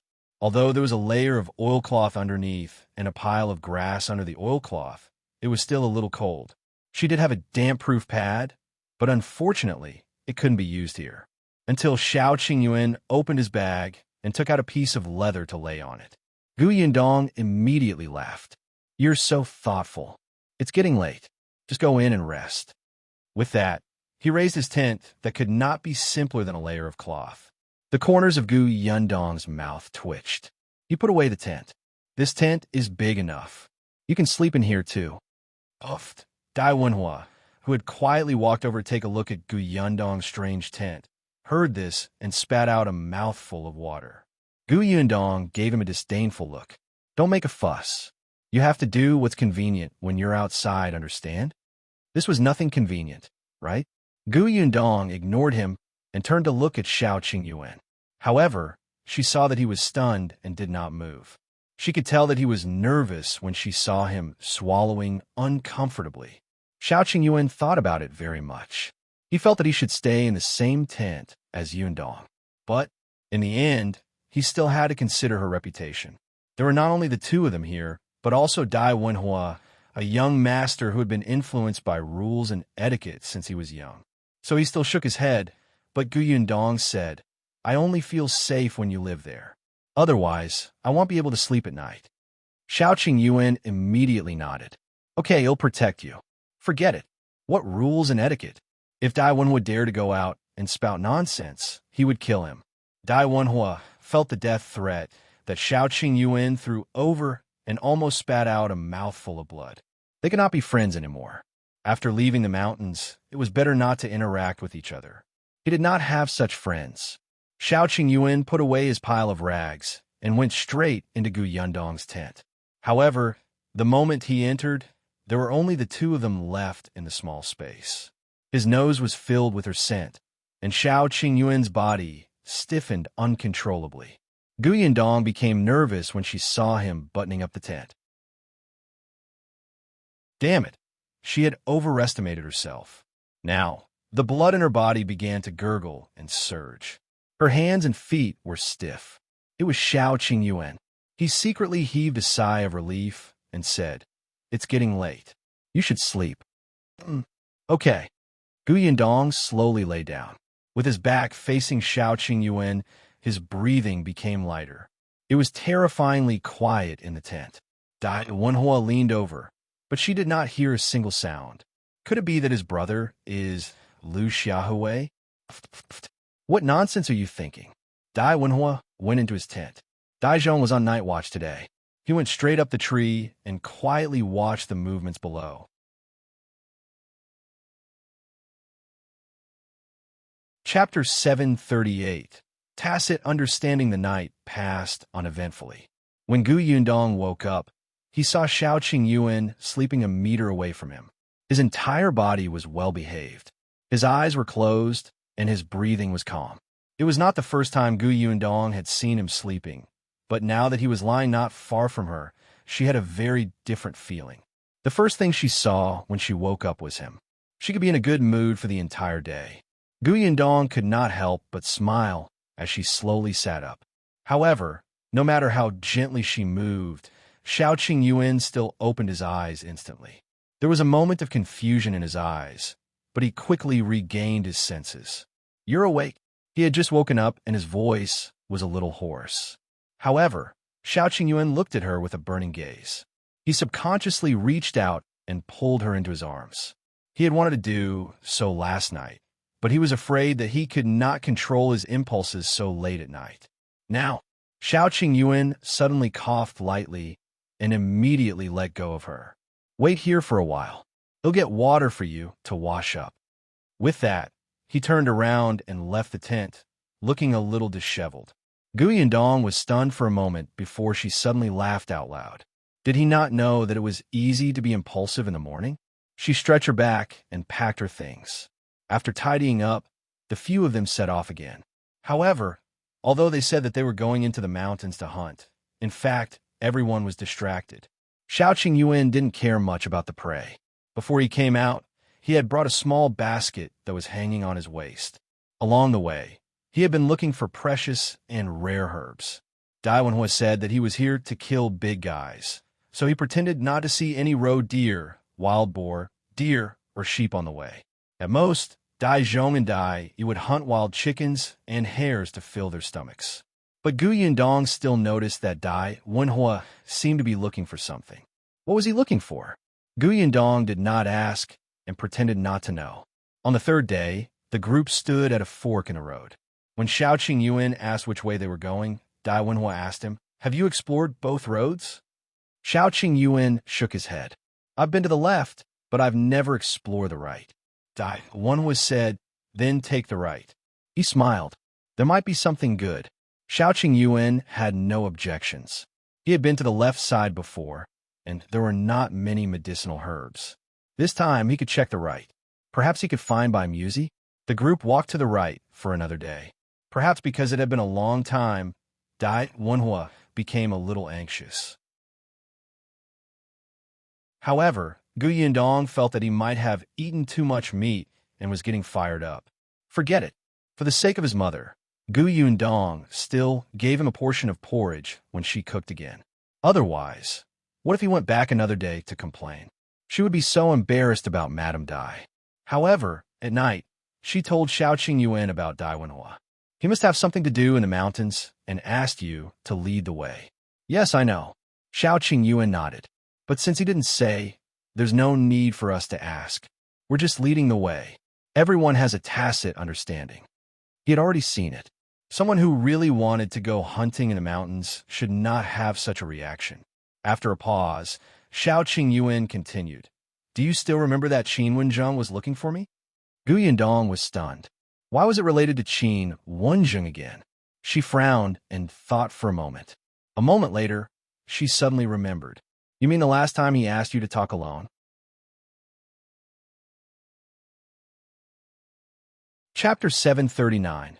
Pretend not to know. Shao Qingyuan nodded. Qingyuan asked me about some things in the mountains. This time, Wenhuo asked me to bring him into the mountains. Perhaps there's something in the mountains we don't know. Yundong gritted his teeth. Qingyuan is in cahoots with Wenhuo. This goddamn guy promised not to drag us into his mess. As expected, he didn't do it. I guess there's no other way. Shao Qingyuan felt that no matter if it was Qingyuan or Wenhuo, they were doing their best to not let them get involved in these matters. But there were some things that could not be avoided. Yundong snorted and did not say anything. Qingyuan and Wenhuo were both the emperor's men. What they wanted to do was naturally what the current emperor wanted to do. Yundong thought that the emperor was a wise ruler and had done her favors. If she could help without implicating herself, she would help. Shao Qingyuan looked at her unhappy expression and smiled. She said that she wanted to draw a line, but with her current relationship with Qingyuan, how could she draw a line? She treated Qingyuan as a friend, so she naturally wouldn't stand by and do nothing. Since he had said so, Yundong continued to pretend that she did not know Wenhuo's motive. The next day, they continued walking. Shao Qingyuan was familiar with the roads in the mountains. He knew that Wenhuo might be looking for something, so he deliberately avoided the traces of those large beasts. On the fifth day after they entered the mountains, Shao Qingyuan discovered traces of a bear. He led his men in the opposite direction. However, since Wenhuo was looking for something, he naturally paid special attention to all kinds of traces. He also saw the footprints of the bears, but at the same time he also saw traces similar to humans entering and leaving. Delight appeared on Wenhuo's face, but he did not want to implicate Shao Qingyuan, especially with Yundong around. Therefore, he continued to walk forward and asked Zhong to investigate. Zhong used the excuse of hunting rabbits to run away. Yundong and Shao Qingyuan did not expose him, but they slowed down. Before noon, they stopped to eat. Yundong no longer had any rice. She did not bring much. There was still some dried meat and some wild vegetable soup. Just as she was scooping a bowl of soup for each of them, a banging sound suddenly came from not far away. The few of them quickly stood up and picked up their weapons. Yundong could only pour away the wild vegetable soup. He stuffed the hot pot into the oil bag and put it in his backpack. At the same time, she stored it in her spatial storage. Soon, the sound got closer and closer. After a while, Daizhong ran over in a sorry state. As he ran, he turned around and said, "Run." "What happened?" "Pythons, 2 pythons are coming this way." 2. The few of them quickly packed up and prepared to leave. However, the 2 pythons moved very quickly and arrived in front of him in a short while. Moreover, they looked very agile. They instantly wrapped around a big tree at the side and swooped towards them with their mouths wide open. Yundong quickly jumped up and dodged to the side. The crossbow in her hand shot out with a whoosh. At the same time, Shao Qingyuan aimed his bow at the same python. Wenhuo and the other 2 dealt with the other one, but he was very surprised. At this time, the pythons should be hibernating. Even if they weren't hibernating, they shouldn't be so agile.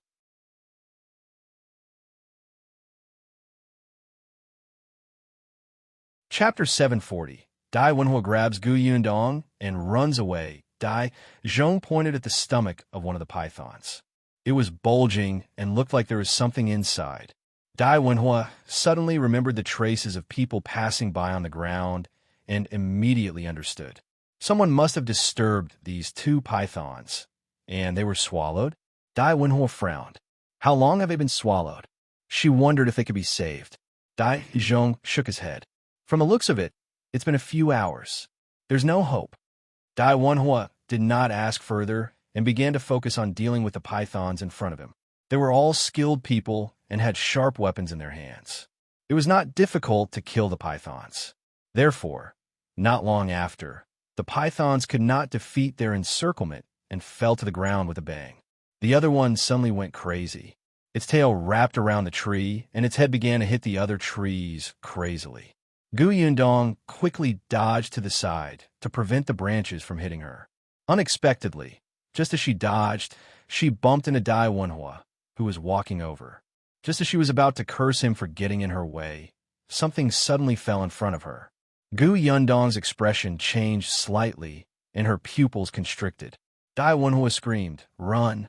Then, she subconsciously grabbed Yundong's wrist and ran forward. Yundong was speechless. Shao Qingyuan hurriedly chased after him. Yundong did not even have time to respond. At this critical moment, Wenhuo, this lunatic, was extraordinarily fast.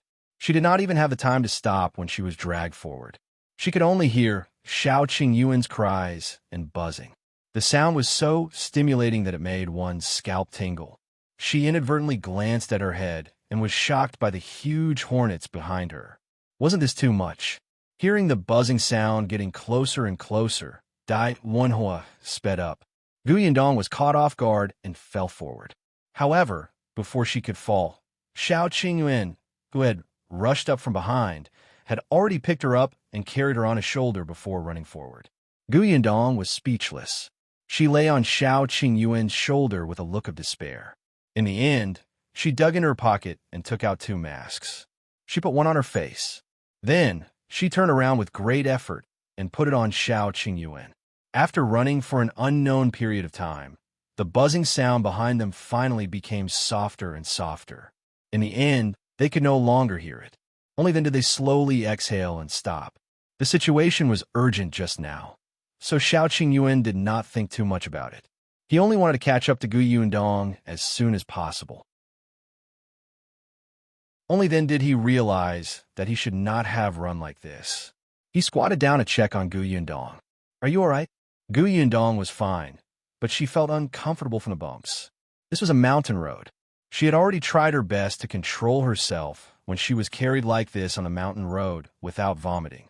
Yundong did not want to speak. She sat on a rock at the side and gently rubbed her stomach. She took out some preserved sour fruit and stuffed it into his mouth. Shao Qingyuan took out a water bag and fed her 2 mouthfuls. Then, he went to see Wenhuo and the other 2. Wenhuo was fine, but Daizhong, who was at the back, had been stung in 2 places. His situation was not good now. His face was swollen and painful, accompanied by dizziness. He could not stand steadily. Shao Qingyuan quickly walked over. Let him sit down first. I'll help him squeeze the venom out first. He asked Yundong for vinegar and asked Dai to apply it on him. Then he said, he'll go nearby to look for the purple flower earthing. After saying that, he stood up. However, just as he raised his head to look around, he frowned.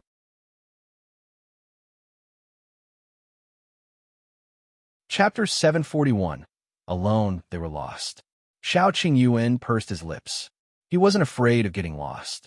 If he was given more time, he could still find his way. However, Daizhong had been stung by the hornets. He definitely could not stay in the deep mountains anymore. He had to get out as soon as possible. As Shao Qingyuan found the purple flower earthing and crushed it for Daizhong to ease the pain, he lowered his eyes and thought about leaving the mountain. Wenhuo had no intention of continuing to search. He came over to discuss with Shao Qingyuan. He also had a map in his hand. It was about the villages around the Nine Tigers Mountain. Shao Qingyuan was more familiar with the Nine Tigers Mountain. Based on the time and route when they entered the mountain, he could roughly guess where they were now. Let's go out of the mountain first. This way, it should be between Shaoshi Village and Hashan Village. Wenhuo nodded. After resting for a while, he helped Daizhong out of the mountain. Fortunately, although Wenhuo led everybody on the wrong way for a while, he was aiming out of the mountain. Therefore, when the group saw the village, the sky had just darkened. The few of them heaved a sigh of relief and quickened their pace. Just as they reached the foot of the mountain, they bumped into a young man carrying a basket on his back. The young man was stunned for a moment. Who are you? After staying in the mountains for so many days, especially in the end, when they almost lost their shoes to avoid the hornets, they were in a sorry state. Yundong, on the other hand, was better off. Hence, she went forward and asked, "May I ask where this is? We lost our way hunting in the mountains and finally found our way." The young man's eyes widened. You guys went deep into the mountains? He then looked at Daizhong, who clearly did not look too good. Is he injured? He was stung by hornets, Yundong said. The young man quickly said, then we have to find a doctor to take a look first. If a hornet stings someone, it will kill them. This is Qingyuan village. My house is down there. Why don't you go to my house to rest first? As he spoke, the youth tightened the basket on his back and hurriedly led the way. Qingyuan village?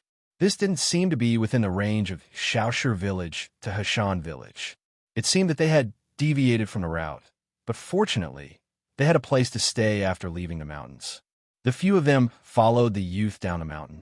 Yundong chatted with him as they walked. Only then did she understand that the young man's name was Qingyuan. He was only 13 years old this year, and was even younger than Yundong. Qingyuan village was very remote and extremely poor.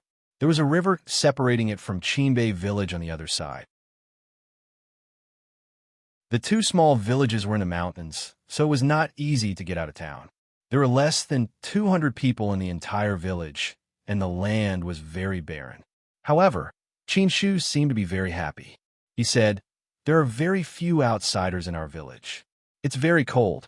However, you're lucky. There's a doctor in our Qingyuan village. Although he can't treat serious diseases, he can deal with hornet stings. He'll look for him later. You guys rest first. As they spoke, Qingyuan had already led them to a small courtyard.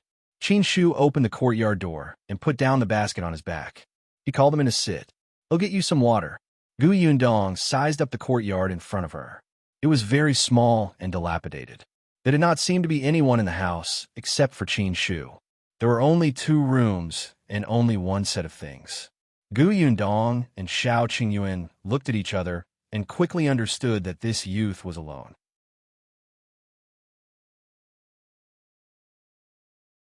Chapter 742.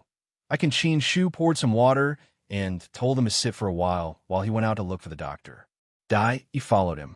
Not long after, the doctor limped over. Actually, Daizhong was much better. Shao Qingyuan had treated him in time and used the right medicine. He was no longer dizzy, but his skin was still swollen and uncomfortable. The doctor checked and only said that it was nothing serious. He told him to rest well then took 2 copper coins and left. Qin Shu was very happy. He let them sit down first and went to the kitchen to make dinner. Dai even explained what he had seen on the way to invite the doctor. It was indeed as Qin Shu had said. This place was surrounded by mountains on all sides, and there was only one road out of the village. It was bumpy and difficult to walk. There was still a long way to go on the main road outside. No wonder there were no outsiders. This place belongs to Shuanghu County.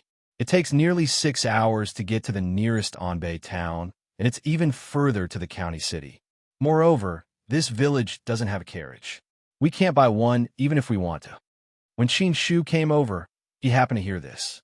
He said, "Our village doesn't have a carriage, but the village chief has an ox cart. After dinner, he'll help you borrow it." Okay. Qin Shu was still very happy to be able to help them. He was also talkative. When they were eating, he asked them curiously where they came from, what the prefectural city outside was like, if they had been to the capital or seen any big shots. He had many questions, and the yearning he revealed made Gu Yundong think of Yunxu. When she was still in Gu village, Yunshu's eyes were filled with desire and curiosity for the outside world. Therefore, she would answer Qin Shu whenever she could. Qin Shu was indeed satisfied. After dinner, he brought the few of them to the village chief's house. Gu Yundong already knew that Qin Shu had lost his parents when he was young. His father had passed away long ago, and his mother had remarried. It was said that she had left Qingyuan village and gone outside. No one knew where she was now. Perhaps this was also one of the reasons why Qin Shu was curious about the outside world. Qin Shu grew up eating from hundreds of families. As he was also a member of the Qin family, the village chief took good care of him.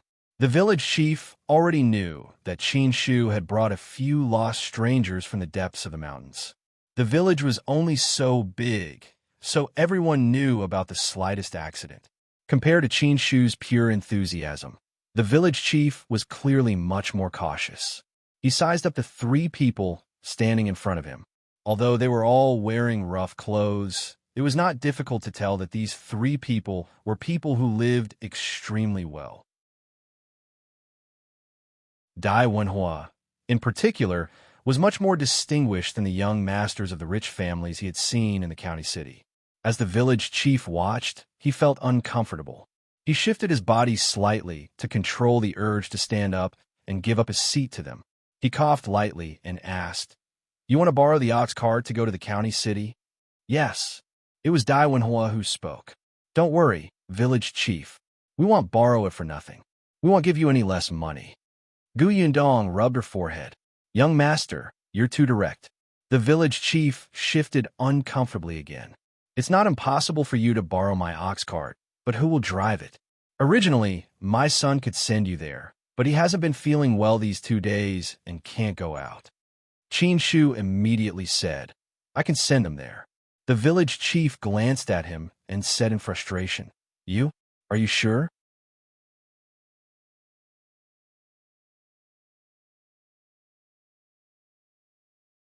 After putting down the rice and flour, Gu Yundong came out with a hiking bag. The ox cart was already set up, but there were too many people. It was impossible for everyone to sit on it. Gu Yundong was a woman, so Shao Qingyuan was the first to help her up. In addition to Dai Zhong, there were only 2 people in the carriage. Even Qin Shu could not sit. The farmers cherished the ox very much. If it was not necessary, they could not bear for it to suffer. If it were not for the injured and the woman among them, Qin Shu would not have helped to borrow the ox cart from the village chief's house. The group walked towards the entrance of the village. On the way, many people from the village looked at them curiously. Gu Yundong looked over. These people smiled, and some children hid away shyly.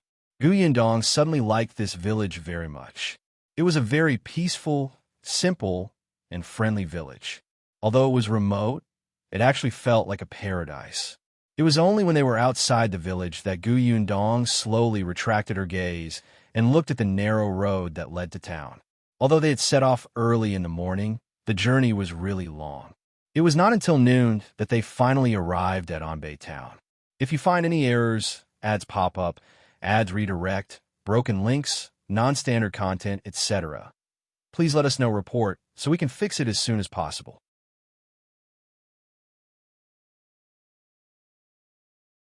Chapter 744. A few people passed compared to Qingyuan village. Anbei town was much livelier. Qin Shu had been very excited since he entered the town. He had never been to the county city. Even a number of times he had come to Anbei town could be counted on 10 fingers. However, he restrained his excitement and introduced it to Yundong and the others. The second intersection over here is the largest restaurant in Anbei town. I heard that the food there is especially delicious, especially the braised fish. It's fragrant and tender. The fish were caught from our Tong lake alive. There's an inn on the right. It's also the best in town. I heard that the best first-class rooms even have incense. There's also a school there. The teacher is a high scholar. He's very awesome. By the way, if you want to buy a carriage, it's over there. There's a carriage shop. They rent and sell carriages. The village chief told me that the shop's price is very fair. You won't be afraid of being scammed. As he spoke, Qin Shu drove the ox cart towards that carriage. However, he was stopped by Yundong. It's already noon. There's no hurry to go to the carriage shop. Let's go eat first. That works too. Yundong said, let's go to the restaurant you mentioned just now. Since we're here, let's try the delicious braised fish you mentioned. Qin Shu could not help but swallow his saliva. Without saying anything, he drove the ox cart towards the restaurant. They stopped 5 to 6 meters away from the restaurant. He said, go over. It's not good to park an ox cart in front of the restaurant. They'll wait for you here. They'll bring you to the carriage shop after you're done eating. You're not going? David was about to leave when he paused. Qin Shu smiled and nodded. I brought some dry food. David held his forehead and pulled him forward. Let's eat together. You've treated us to 2 meals. Can't we treat you to a meal? But Qin Shu was stunned for a moment and said worriedly, that restaurant is very expensive. You're not the only one eating. Qin Shu could not break free at all and could only let him lead her forward. The few of them were dressed in clothes that did not look good or rich. Fortunately, the waiter in the restaurant was not the kind of snobbish person. He was only slightly stunned for a moment before leading them inside. When they arrived in town, it would be Wenhuo home ground. He directly asked the waiter to find a private room on the 2nd floor for them. The first thing he ordered was the braised fish that Qin Shu had mentioned. However, after the food was served, everyone took a bite and felt that it was ordinary.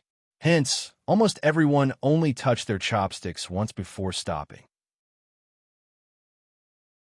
At first, Qin Shu was too embarrassed to eat, but seeing that everyone was not eating anymore, he felt that he could not waste it. He gritted his teeth and moved his chopsticks. In the end, almost the entire fish went into his stomach. He felt that it was very delicious and thought that he could tell everyone when he got back. This restaurant's braised fish was indeed worthy of its reputation. After eating and drinking their fill, everyone heaved a sigh of relief. Although the food in this restaurant was not good, it was still much hotter and more delicious than the food in the mountains. Qin Shu was very embarrassed. He seemed to have eaten quite a lot too. At this moment, he did not rest anymore. He stood up and said, Independent Illinois, go pull the ox out first. After the few of them entered the restaurant, the waiter brought the ox to the backyard to eat grass. He hurriedly stood up and opened the door of the private room. A few people happened to pass by outside and were shocked by his sudden action. If you find any errors, ads pop up, ads redirect, broken links, non-standard content, etc., please let us know report so we can fix it as soon as possible.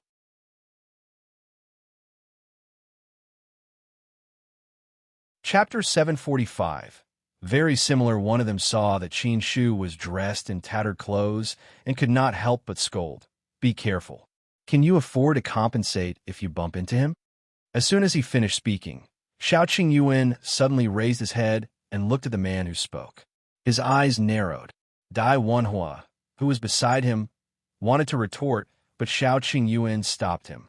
Those people only said this before leaving. Qin Shu also hurried out of the private room and went to the backyard to fetch the ox cart. As soon as the door of the private room closed, Wenhuo looked at Shao Qingyuan, who had a serious expression on his face. Why are you stopping me? Yundong said at the same time. Do you know the man who spoke?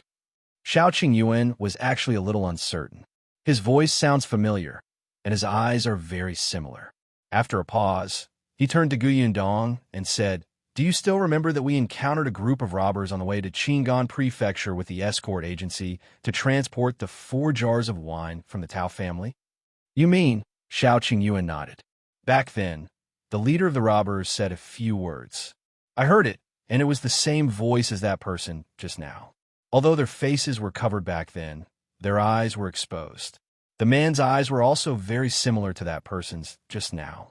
When they encountered the robbers back then, although they were all safe and sound in the end, those people really wanted their lives. If Gu Yundong had not put the 4 jars of wine into the space on the spot, the robbers would have thought that they had robbed an empty carriage and turned around to leave. Perhaps they would have been injured or killed. Later on, this matter was reported to the government office. The government office also sent people to investigate, but unfortunately, they found nothing.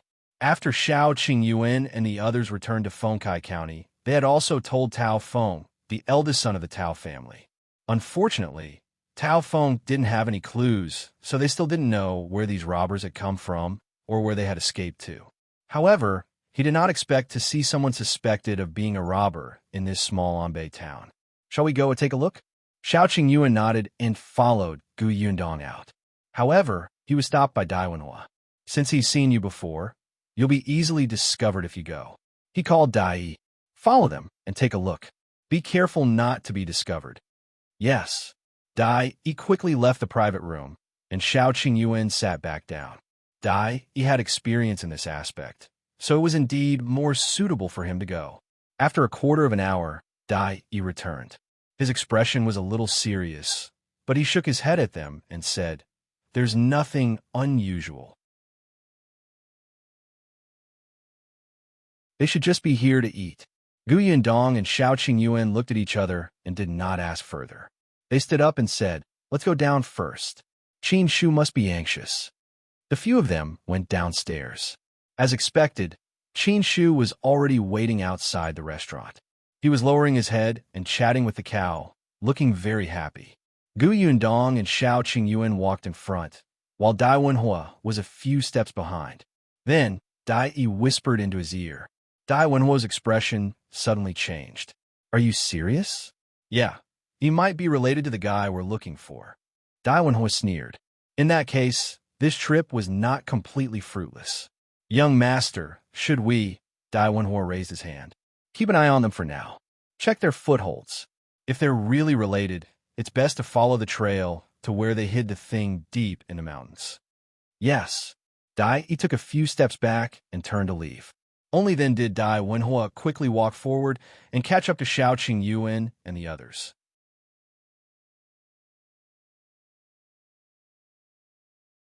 Chapter 746. What you should have. Qin Shu quickly realized that someone was missing. Dai Wenhuo only explained, "I asked him to buy some things." Qin Shu nodded and believed it, but Gu Yundong and Shao Qingyuan did not. Dai's expression was not right when he returned just now. He must have kept something to himself. However, they also knew that Dai Wenhuo and Qin Wenjung had tried their best not to involve them. The less they knew, the better. Everyone tacitly ignored the abnormality and went to the carriage shop to buy a carriage. Gu Yundong originally wanted to rent one, but she had encountered the robber previously. In order to avoid more trouble, she bought a carriage and drove back. Seeing that his mission was completed, Qin Shu heaved a huge sigh of relief and sat on the ox cart with a smile. "Brother Shao, Brother Dai, Sister Gu, this is it. I wish you all a safe journey. Sister Gu, thank you for telling me so much about the outside world. You'll remember your words. Goodbye." He was about to leave when Gu Yundong pulled him aside and gave him 10 taels of silver. "We're the ones who should thank you. Take this as our food and accommodation expenses. You can keep it." Qin Shu widened his eyes and quickly retracted his hand. No need. Didn't you treat me to a meal too? I'm already very satisfied after coming to such a good restaurant and eating braised fish. I can't accept this." "Take it," Gu Yundong insisted. "This is what you deserve. If you really don't want it, then buy something for the people in your village. Didn't you say that they help you a lot? You can help them now." But this wasn't his money. Even if he helped, he wouldn't be the one helping. But Qin Shu could not win against Gu Yundong's decision. After some thought, he could only say, Then he'll use this silver to buy some rice, flour, grains, and oil and send them to the uncles and aunties in the village. He'll say that you gave them to me. Up to you. If she gave him the money, it would be his. How he dealt with it was his own business. Qinshu heaved a sigh of relief. Only then did he feel that the silver in his hand was not so hot. However, he was still happy in his heart. After bidding farewell to Gu Yundong and the others, he took the money to buy food, cloth, and daily necessities. He placed them in the ox cart and transported them back. When they returned to the village, someone immediately realized that there were many things on the carriage. Qinshu chuckled and said that these were all given by those guests. Then he asked the village chief to help distribute them to everyone. The village chief knew that these were definitely for Qinshu alone. Only this silly boy would take them all out to share. However, he knew how to be grateful. He knew how to repay his uncles and aunts in the village. It was still very gratifying. The villagers were all sensible people. Some of them refused to accept it and said that they had not helped much. However, if they did not accept it, Qinshu simply left it at the village chief's house. The village chief was speechless. In the end, it was the village chief who spoke up and helped to distribute them. After that, there was still a lot left for Qinshu to bring back. When Qinshu returned home and opened the rice jar, he realized that there were 2 large bags of rice and flour inside. For a moment, his eyes were a little moist. He thought that if he had the chance to see Sister Gu again in the future, he would definitely repay her well. These were all things for another time. On the other side, after Gu Yundong and the others parted ways with Qinshu, they drove the carriage back. Dai he had yet to return. Although Gu Yundong and Shao Qingyuan did not say anything, they were very slow. It was not until the next afternoon that Dai rode his horse over.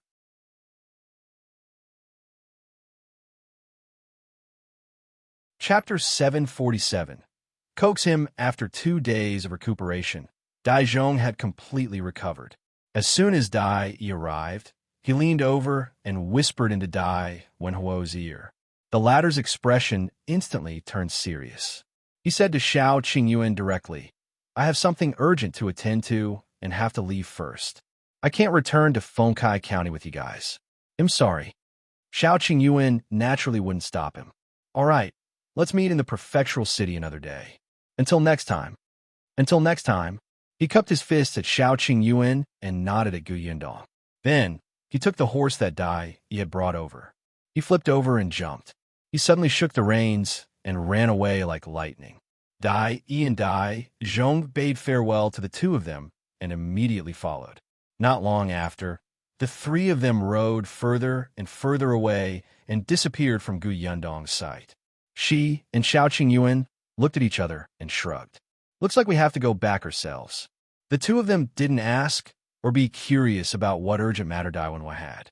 However, without waiting for Dai, the 2 of them were still much faster. 2 days later, the carriage finally arrived at the town where Yongfu village belonged, Qingyuan town. Looking at the familiar place, Gu Yundong took a deep breath and relaxed. She made Shao Qingyuan slow down. "I just returned to Yongfu village for 2 days and am already deep in the mountains. Yinshu will definitely be unhappy if I only go back after so long. He'll buy something to coax him." Yes, perhaps her father had also returned from the prefectural city. She felt that it was probably not enough to buy 1 or 2 things. She would see if there were any novel things in this town. Due to the different directions, they didn't need to pass through Fengkai County to return from Anbei town. They directly returned to town. Therefore, if they wanted to buy anything, they could only choose from town. Between the town and the county city, Gu Yundong was more familiar with the county city. She had only visited the town a few times.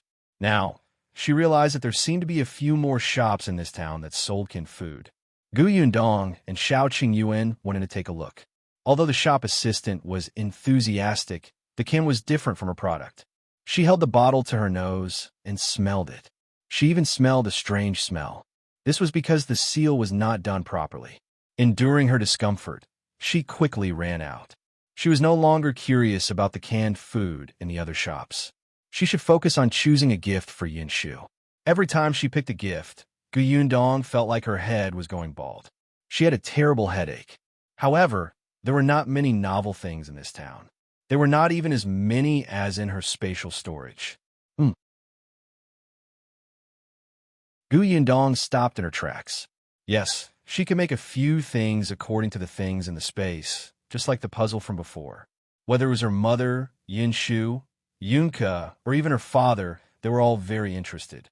What did children like? Gu Yundong thought about it, and her eyes lit up. Got it. She would get someone to make it when she got back. Gu Yundong felt slightly relieved now that she had an idea. Just as she was about to get back into the carriage, someone patted her on the shoulder. She turned around in surprise and saw Shao Qingyuan pointing at a stall not far away. Well, Yinshu will like it. Gu Yundong looked in the direction he was pointing and saw a kite stall. All kinds of colorful kites swayed slightly in the breeze, as if they were waving at you. But Gu Yundong looked at a shop at the back through an angle revealed by the shaking kite.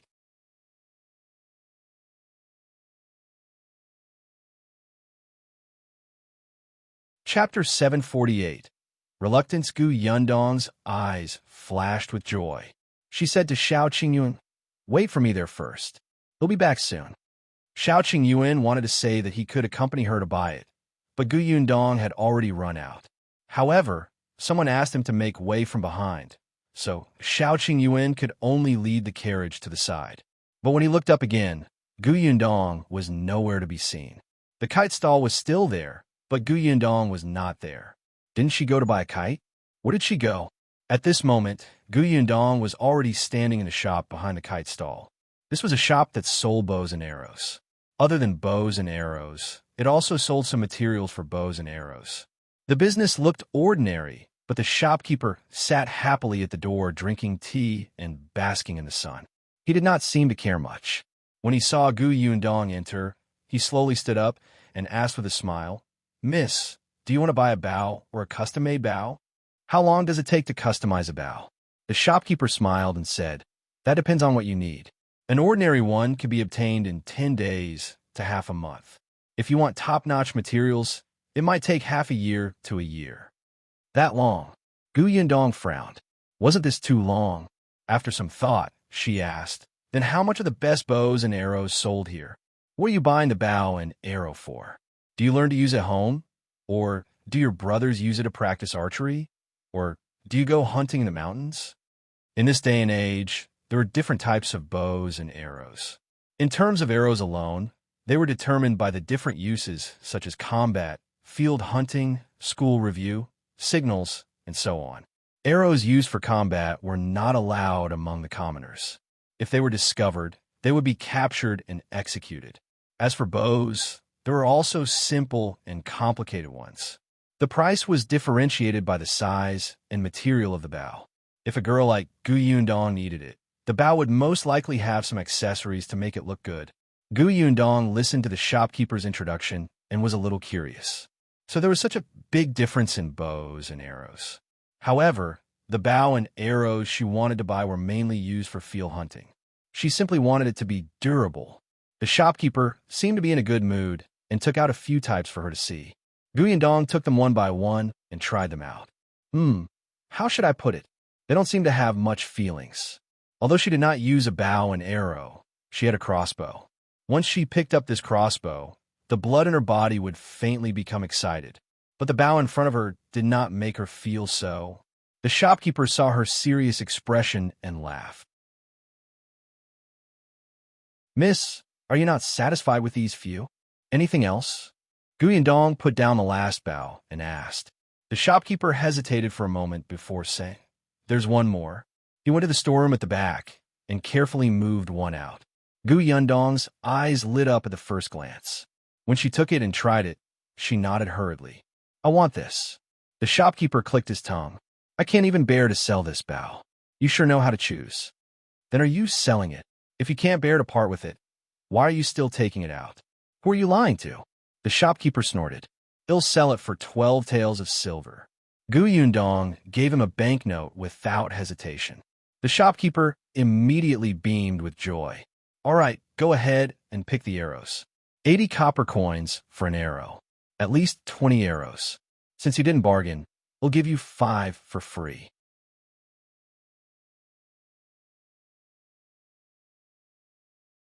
Chapter 749. Is that Niu Dan? Yundong could not help but feel emotional. No wonder people said that the poor studied books while the rich practiced martial arts. It was not easy for people without any capital to learn martial arts. She bought 100 arrows in one go. It was a little heavy, so she asked the shopkeeper to help move them into the carriage. Unexpectedly, just as she turned to leave, she saw Shao Qingyuan standing at the door in a daze. Her eyes lit up and she ran to him with her bow. "Why are you here? Why did you buy the bow and arrows?" Shao Qingyuan's voice was low as he asked uncertainly. Yundong's eyes curved into crescents. "Of course they're for you." She handed the bow in her hand to him and went back to get the quiver. The shopkeeper at the side shouted, "Hey, miss, you already have someone to help carry it." "I'm old, so I won't go." Yundong glared at him. "Shopkeeper, I bought so many things, but you didn't even carry them for me. This is not how this business works." Then, she took her quiver and walked to the door to push Shao Qingyuan out. "Let's go, we'll just take this." The shopkeeper felt that this person was too shameless. She bullied the old man, and he regretted giving her those 5 arrows for free. But he had no choice. He could only follow with the remaining arrows. After the 3 of them carried the bow and arrows into the carriage, Yundong thanked the shopkeeper. The shopkeeper snorted and turned to leave. Yundong shook her head. "I'm the only one who doesn't mind. Otherwise, with this attitude, it would be strange if the shop could continue operating. Isn't that right, Brother Shao?" As she spoke, she turned around and saw Shao Qingyuan's lips curl up as if he was very happy. "What's wrong with you?" Yundong waved her hand in front of him, but Shao Qingyuan grabbed her wrist. Yundong was stunned. She quickly looked around and pulled her hand out. "We're on the streets." This person was getting bolder. Shao Qingyuan said, "I have a bow and arrows. Why are you giving these to me? Your bow and arrows have been used for a long time. Last time, I said that I would give you my crossbow, but you refused. The bow and arrows are the treasure of that shop. I tested the feel of it. It's not bad. How did you feel when you held it just now?" "Very good." Every gift from her was great. Yundong was relieved. Seeing that his gaze was becoming more and more passionate, he hurriedly coughed and said, "I haven't bought my kite yet. He'll go buy a kite." Before she could finish speaking, she quickly fled. Shao Qingyuan looked at her back view, his heart warm. He looked at the bow and clenched it tightly. When Yundong returned, she was holding 4 kites. There were 4 kites in 4 patterns, but the colors were a little monotonous. Yundong wondered if she should go back and paint them by herself. At this moment, her expression was much better. She carried the kites and got into the carriage. "Let's go back." The corners of Shao Qingyuan's mouth curled up slightly. He didn't look at her anymore. The carriage drove towards the entrance of the town again. Yundong heaved a sigh of relief. When the kites were put down, she lifted the curtain and looked outside. Although the town was not comparable to the county, it was still very lively. But very quickly, this liveliness was heard by Yundong along with this discordant voice. She turned her head slightly and frowned. She quickly said to Shao Qingyuan, "Brother Shao, stop the carriage first." As soon as the carriage stopped, Yundong quickly lifted the curtain and pointed at a figure not far away. "Is that Niu Dan?"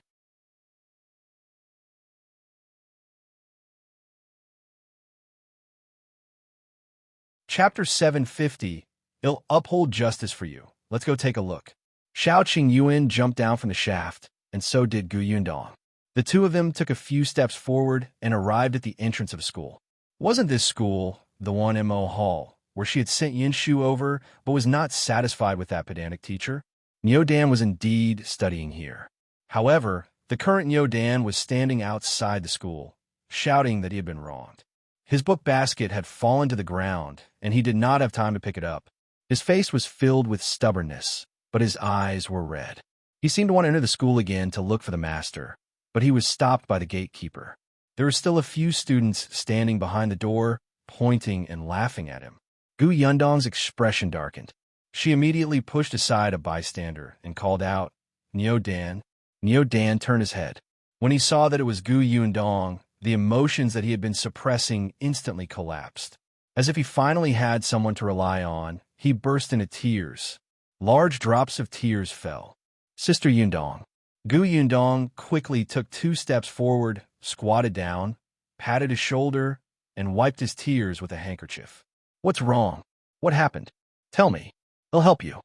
For a moment, Niu Dan cried a little hard and couldn't stop. Therefore, before he could speak, a few students behind the door started shouting loudly. He stole something. He stole 50 copper coins and was chased out by the teacher. Niu Dan immediately shook his head with all his might. He wanted to explain, but he hiccuped. He was immediately angry and anxious, and his tears fell even more fiercely. Gu Yundong hurriedly patted him. There's no hurry. Tell me slowly. I believe you didn't steal anything. Niu Dan had been in denial for most of the day. Gu Yundong was the first person to say that she believed him without any explanation. All the grievances seemed to be unimportant at that moment. Someone believed in him. There was no need for him to say anything. There was no need for any evidence. Someone stood on his side without any worries. Niu Dan felt that it was enough. His emotions gradually stabilized. Although he was still sobbing, he could clearly say something. I didn't steal it. I really didn't. My father gave me those 50 copper coins. My father said that I've been studying very hard recently and that I've improved. He rewarded me and told me to buy what I wanted. I just haven't thought of what to buy, so I kept those 50 copper coins with me. It's useless. He wiped his face. But today, Shao Quan suddenly said that he had lost money. Then, they searched everywhere. In the end, they found 50 copper coins in my book basket and said that I had stolen it. The teacher said that I was immoral and had a bad character. He chased me out of the school. My 50 copper coins were also taken away. As he spoke, he felt aggrieved again. Niu Dan couldn't take it anymore and cried. When the others heard this, they whispered to each other. However, the few students behind the door shouted, "You were the one who stole it. How could you say that your father rewarded you? Who doesn't know that you're a poor boy from the countryside? Is your father so generous that he gave you 50 copper coins to spend as you please? No one will believe this." That's right. If your father really dotes on you, would he be willing to let you work for the family every weekend? The teacher has already told you several times to focus on your studies and not be affected by other things, but you refuse to listen. Just the rise of one place on the ranking was considered improvement? Is your father willing to give you so much money?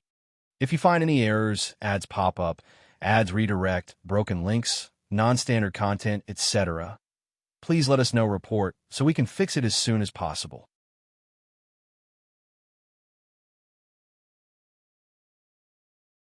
Chapter 751, Tear Down Your School. I got 3rd place last time. My father only gave me 5 copper coins to buy candy. My family owns a shop in town. How dare your father give you 50 copper coins? Are you kidding me? You stole Shao Quan's money. Don't deny it. It's useless even if you call your sister over. Do you think she dares to settle scores with the teacher? Our teacher is an elementary scholar, and your sister is just a country bumpkin. The veins on Gu Yundong's forehead throbbed as she listened. Niu Dan was even more anxious. Not only did these people scold and slander him, they even slandered Sister Yundong. They were too much. However, Shao Qingyuan raised his head and looked at the students with a sharp and cold gaze.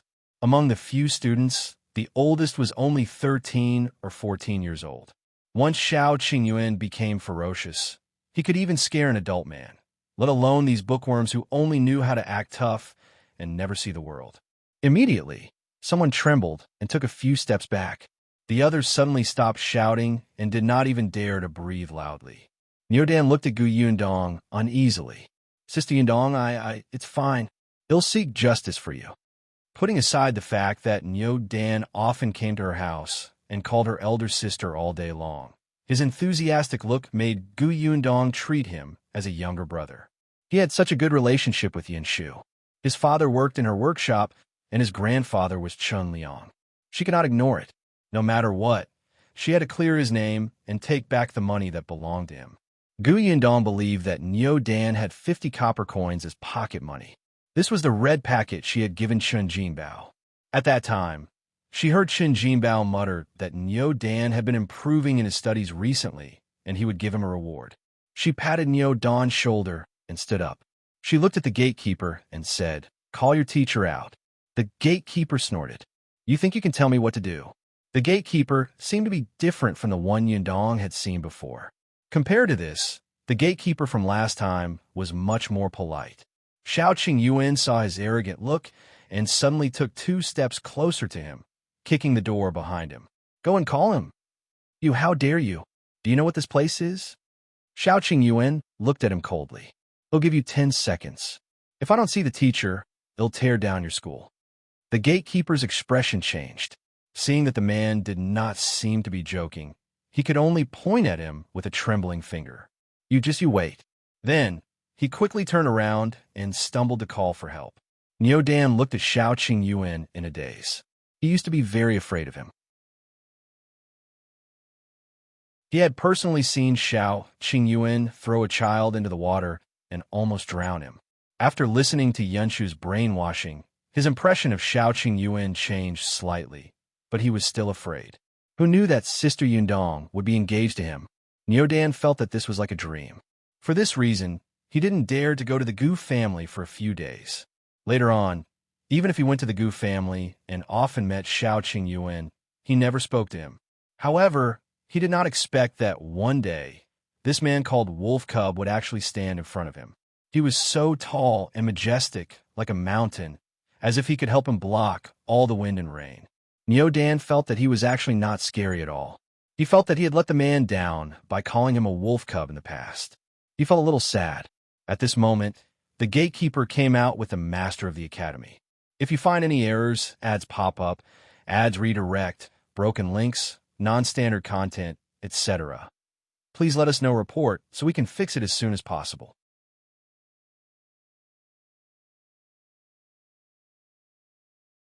Chapter 752. Your request is strange. Before the teacher reached the door, he said angrily, "Who dares to cause trouble here?" The gatekeeper followed behind him. He pointed in the direction of Shao Qingyuan and Gu Yundong and added fuel to the fire. "It's them. They seem to be Chun Jingwen's siblings. They heard that Chun Jingwen was chased out of the school and came over to defend him.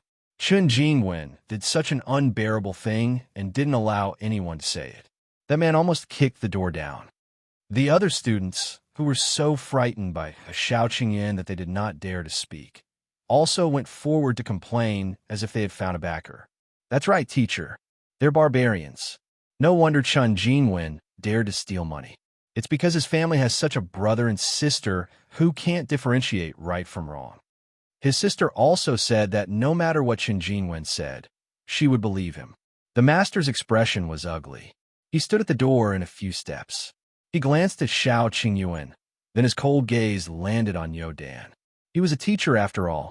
Niu Dan was a little afraid of him, and subconsciously took a small step back. Gu Yundong sneered and took 2 steps forward. She looked at the teacher and said, "The teacher is here. That's good. I want to ask, do you have any evidence that our Chun Jingwen stole someone else's money?" The teacher frowned. He did not talk to women. Hence, he looked at Shao Qingyuan. "Are you Chun Jingwen's brother?" Shao Qingyuan couldn't even be bothered to look at him. The teacher immediately said angrily, "I'm talking to you. Don't you even know the most basic etiquette?" Shao Qingyuan finally gave him a look and said, "She's talking to you. Are you deaf?" "You." The teacher was so angry that his chest heaved.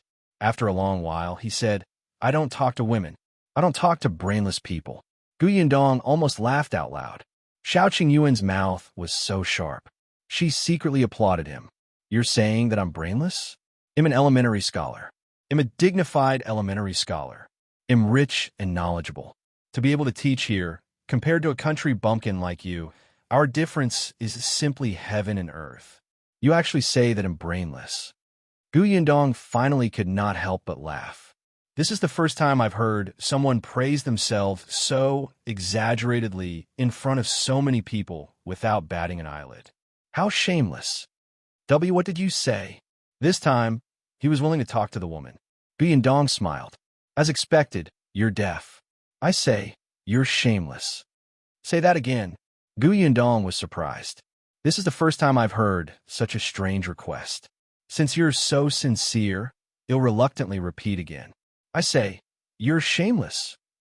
The teacher was so angry that he almost fainted. If not for the gatekeepers supporting him from behind, he would have fallen to the ground and made a fool of himself. However, he was still so angry that he could not say a word. Gu Yundong asked, "Can we talk nicely now? If not, I won't stand on ceremony." The teacher's expression became even uglier. This was a threat. He did not expect this woman to be so shameless and despicable at such a young age. Then he'll ask again, why did the teacher conclude that Qingyuan stole the 50 copper coins? Why did he think that the 50 copper coins were not given to him by his father? Where's the evidence? On the basis that he has a criminal record and is a habitual thief. Before the teacher could speak, a cold shout suddenly came from inside. Immediately after, Gu Yundong saw a familiar figure walk out. If you find any errors, ads pop up, ads redirect, broken links, non-standard content, etc., please let us know report so we can fix it as soon as possible.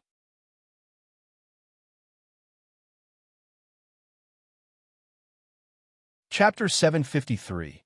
Unworthy of being a teacher. After the figure came out, the teacher immediately stepped forward and asked, "Madam, why are you here?"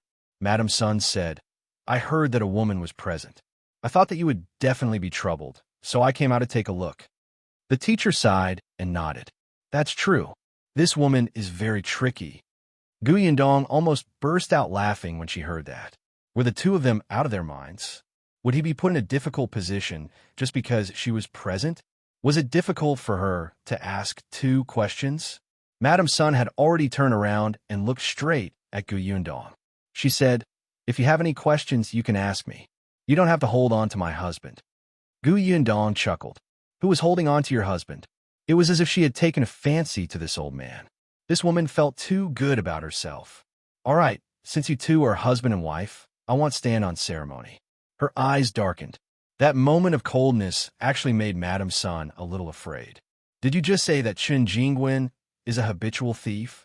Gu Yundong sneered. What else has he stolen? Since such a thing has happened in the past, why didn't you deal with it in the past and chase him out of school? Madam Sun did not expect her to hit the nail on the head the moment she spoke. She immediately choked. After a moment, she raised her chin slightly and said, "In the past, it was because there was no evidence. You call him a habitual thief without any evidence." Gu Yundong was simply shocked by their train of thought. So this is what you teach here. Just because Qingyuan is a country boy, he is the suspect whenever anything is stolen.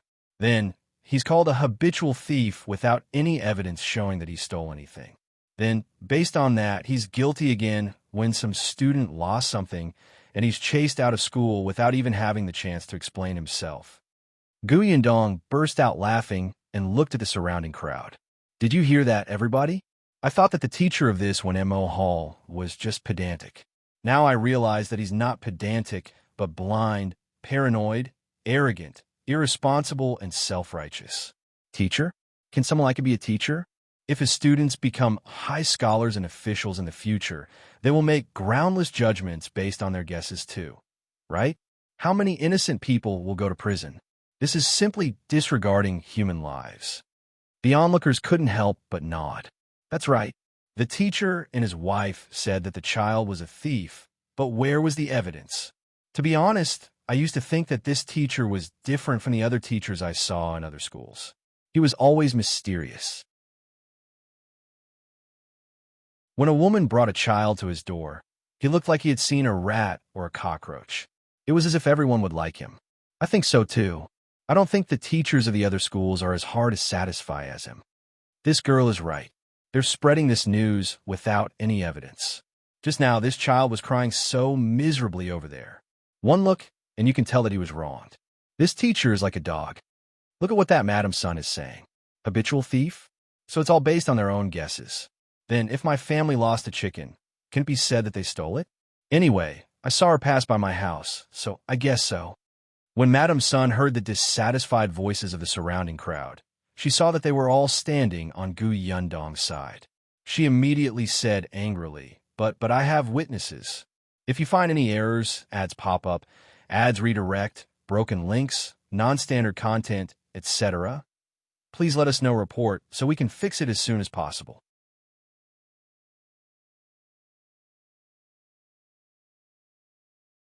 Chapter 754. The so-called witness. As soon as he said that, the whispers in the surroundings instantly stopped. Everyone looked at each other. Witness? Yundong also raised her eyebrows. Witness? Where are they? Madame Sun sneered and shouted into the door. Sister-in-law Wu, tell me, is this Qingyuan dirty? Did he steal your things in the past? There was no movement inside the door for a long time.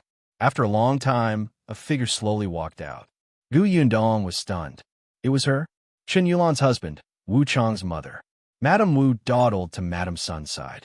Madame Sun looked at Yundong and said, Madame Wu's daughter-in-law is Qingyuan's cousin. The last time her son got married, Qingyuan also went. In the end, there were a few gifts missing from the house. Later, they found out that Qingyuan took them all. Isn't he used to stealing? Qingyuan was also stunned. Of course, he knew Madame Wu. After hearing Madame Sun's words, he hurriedly shook his head and said, I didn't take her things at all. Yundong found it extremely funny. She looked at Madame Wu coldly. He'll say it again. Where's the evidence? Madame Wu felt a little guilty. She stammered and whispered, It's been so long. Where's the evidence? Oh, so this is still your guess? Madame Wu could not raise her head. Yundong's teasing gaze landed on the teacher. The way Master Wen handles things is really impressive. On one hand, he says that he doesn't talk to women, but on the other hand, he can suspect his student of stealing and chase him out of the school because of a woman's unreasonable guess. The teacher trusts this Annie Wu very much. I'm impressed. Master Wen's expression changed drastically, and he quickly explained, I didn't. I just what? Yes, he had indeed listened to his wife's words, which was why he did not have a good impression of Qingyuan. And his wife had also listened to Madame Wu's words and made pillow talk. At the end of the day, the cause was indeed Madame Wu. Master Wen was furious. He suddenly looked at Madame Wu and said, Tell me, why are you so sure that he stole your things?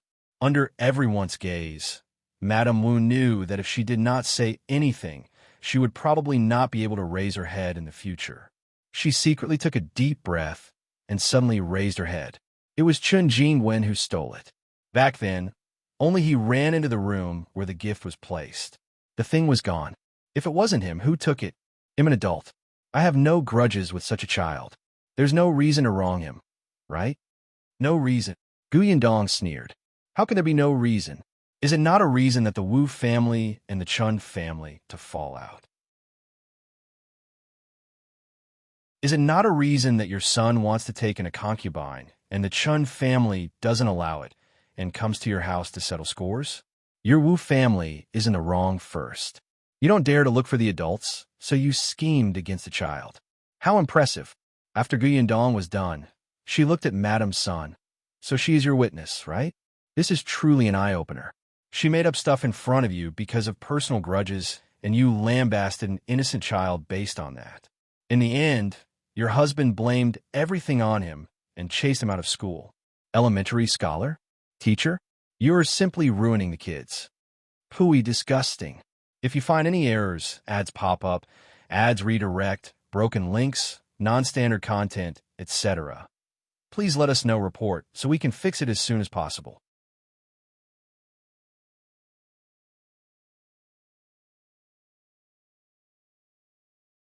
Chapter 755. Admitting mistake. Madame Sun's expression changed. She looked at Madame Wu, hoping that she would say more, but Madame Wu was simply making something out of nothing. Facing Yundong's pressure, Madame Wu did not have any confidence. She could only grit her teeth and hold her hands tightly. However, her mind was blank, and she could not find any words to refute. Master Wen almost fainted. He felt more and more people around him, and the way they looked at him was getting worse. Even the students who had run out to watch the show began to whisper. Yundong looked at Master Wen. Say something. Where's the evidence? Did a dog eat your conscience when you were hurting a child like this? You don't pester me here, because you can't reason with me. You say that I'm pestering you endlessly. Let everyone be the judge. Who's in the wrong in this matter? Who's pestering someone else endlessly and refusing to admit their mistake? Who's disregarding human lives and ruining a child's future? After Yundong finished speaking, someone beside him immediately shouted, I say, Master Wen, you said that the child was a thief. Show me the evidence. That's right. What right do you have to say that the child's father can't give him 50 copper coins as a reward? I even gave my child a tael of silver as New Year's money. I think he just thinks that the child is easy to bully because he came from the countryside and doesn't have a backer. You might as well find a scapegoat. You think you can be a teacher and educate others? Fortunately, my child hasn't come here to study. These few days, I'm thinking of sending my child over to be enlightened. Forget it. He'll go back and find another school. Fortunately, you didn't send your child over. Otherwise, if something was missing from the school, they might even chase your child out. There were more and more voices, and they were getting louder. At this moment, Master Wen wished he could find a hole to hide in. Madame Sun glared at Madame Wu fiercely, angry that she was actually using her. In the end, he had no choice. Seeing that the accusations around him were getting louder and louder, Master Wen was afraid that the entire town would be attracted over. He could only take a deep breath and say, This is indeed my mistake. I misjudged Qingyuan. After saying that, he looked at Qingyuan and said, The decision to expel you from the school is cancelled. You're still a student of Wenhuo Hall. Come back to class with me. Yundong wanted to spit in his face. You want to let it go so easily after wronging someone? No way. She looked down at Niu Dan beside her. Are you going back to school? Yundong did not want him to continue, but Niu Dan was not her biological younger brother after all. She could not decide for him on this matter. Unexpectedly, Niu Dan shook his head vigorously. I'm not going. I'm not going to this school to study anymore. Yundong rubbed his head and smiled. She looked up. Did you hear that? When Master Wen heard this, he nodded regretfully. Since you've decided, I won't force you. I was your teacher, and I hope that your future will be bright. With that, he turned around and walked in impatiently. However, he had just taken a step when Shao Qingyuan suddenly reached out to stop him. Master Wen was stunned and suddenly looked up. What else do you want? Master Wen is really interesting. Since you admit that you wronged Qingyuan and cleared him of the crime of stealing something, shouldn't you return the 50 copper coins? Master Wen's body stiffened. He turned around abruptly. If you find any errors, ads pop up, ads redirect, broken links, non-standard content, etc., please let us know report so we can fix it as soon as possible.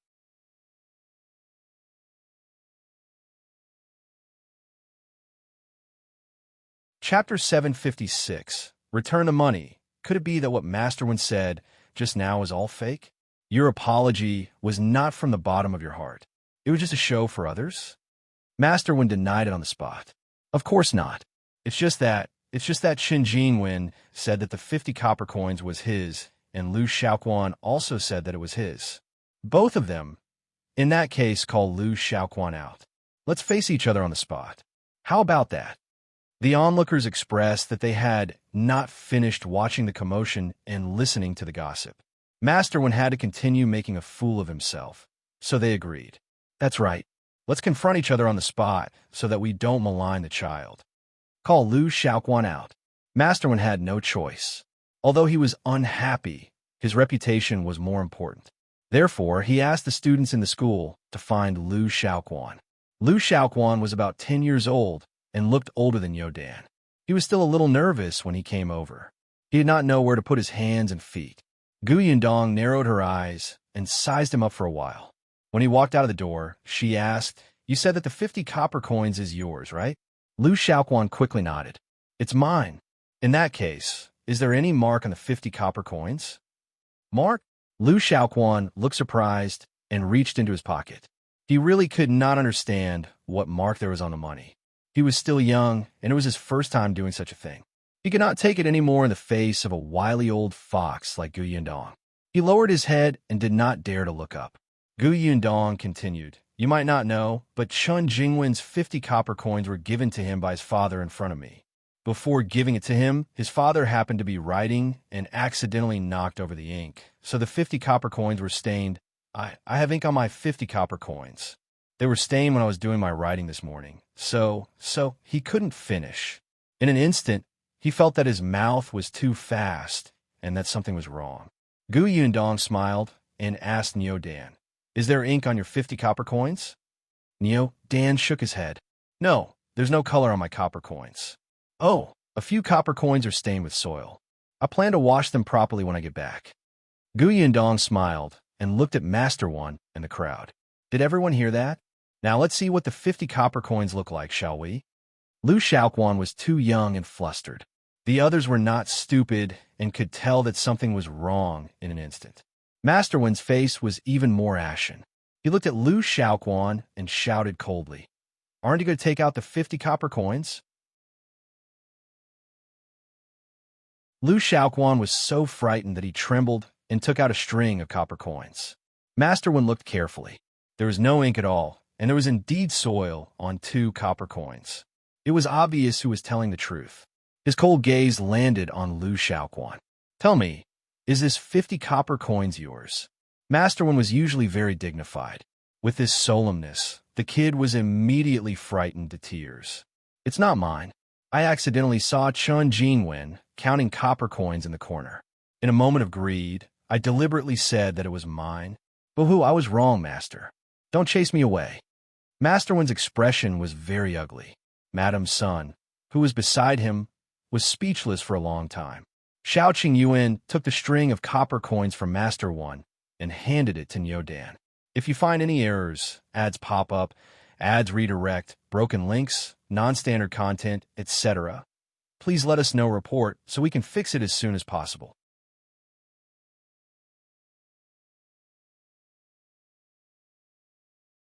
Chapter 757, Brother Shao, thank you with the money back. Gu Yundong did not want to pester them anymore. She believed that the people's eyes were sharp and the news spread quickly. It wouldn't be long before everyone in this area knew what Master One had done today. For a person who valued his reputation more than anything else, it was enough for Master One to suffer for a long time. But before she left, Gu Yundong gave him a blow. To find the truth in such a small matter with such a simple question, even I can easily judge it. However, Master One made such a simple case so complicated, as expected of the knowledgeable elementary scholar. Today, we have all learned something. Someone couldn't help but laugh. Master One finally couldn't take it anymore. His footsteps began to become unstable, and his fingers trembled. Gu Yundong's eyes widened. Was he going to faint again? Was she going to add another feat to her glorious achievements? Unfortunately, Master One's resistance was relatively strong. In the end, with the help of the gatekeeper, he held his chest and panted as he entered. Madam's son also hurriedly covered her face and followed in. The other students lowered their heads and looked at each other. In the end, they quickly turned around and left with faces full of shame. In an instant, only Liu Xiahui and Madame Wu were left at the door. It was the gatekeeper who had returned and pulled the sobbing Liu Xiahui in. Madame Wu stood alone at the door and was pointed at. Gu Yundong glanced at her. She would tell Chunliang everything about the Wu family. As for how they would deal with it, it was up to them. She looked at the aggrieved and resentful Niu Dan and smiled. "Let's go." Niu Dan wiped his face and smiled. He took the 50 copper coins and ran to the side to pick up his basket before following Gu Yundong to the carriage.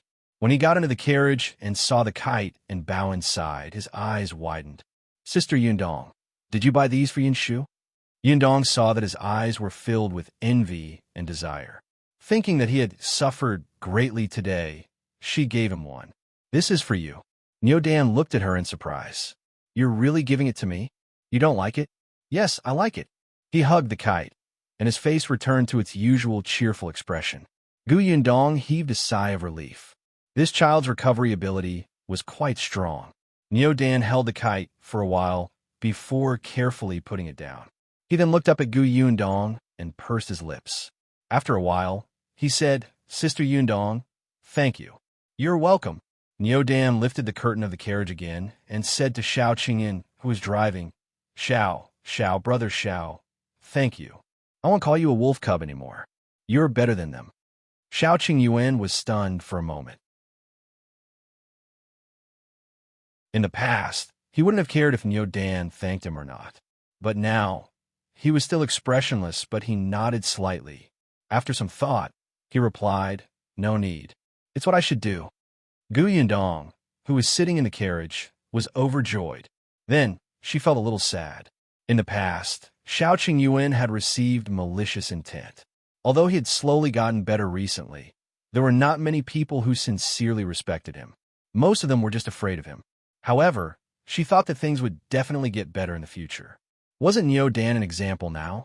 At this moment, this little fellow looked at Shao Qingyuan with sparkling eyes filled with admiration.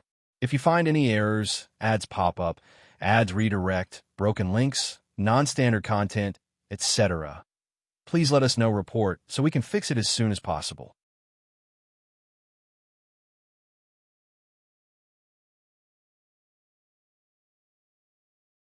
Chapter 758. I should have listened to you long ago. The three of them quickly arrived at Yongfu village in a carriage. Yundong asked them to send Niu Dan back to the Chun family first.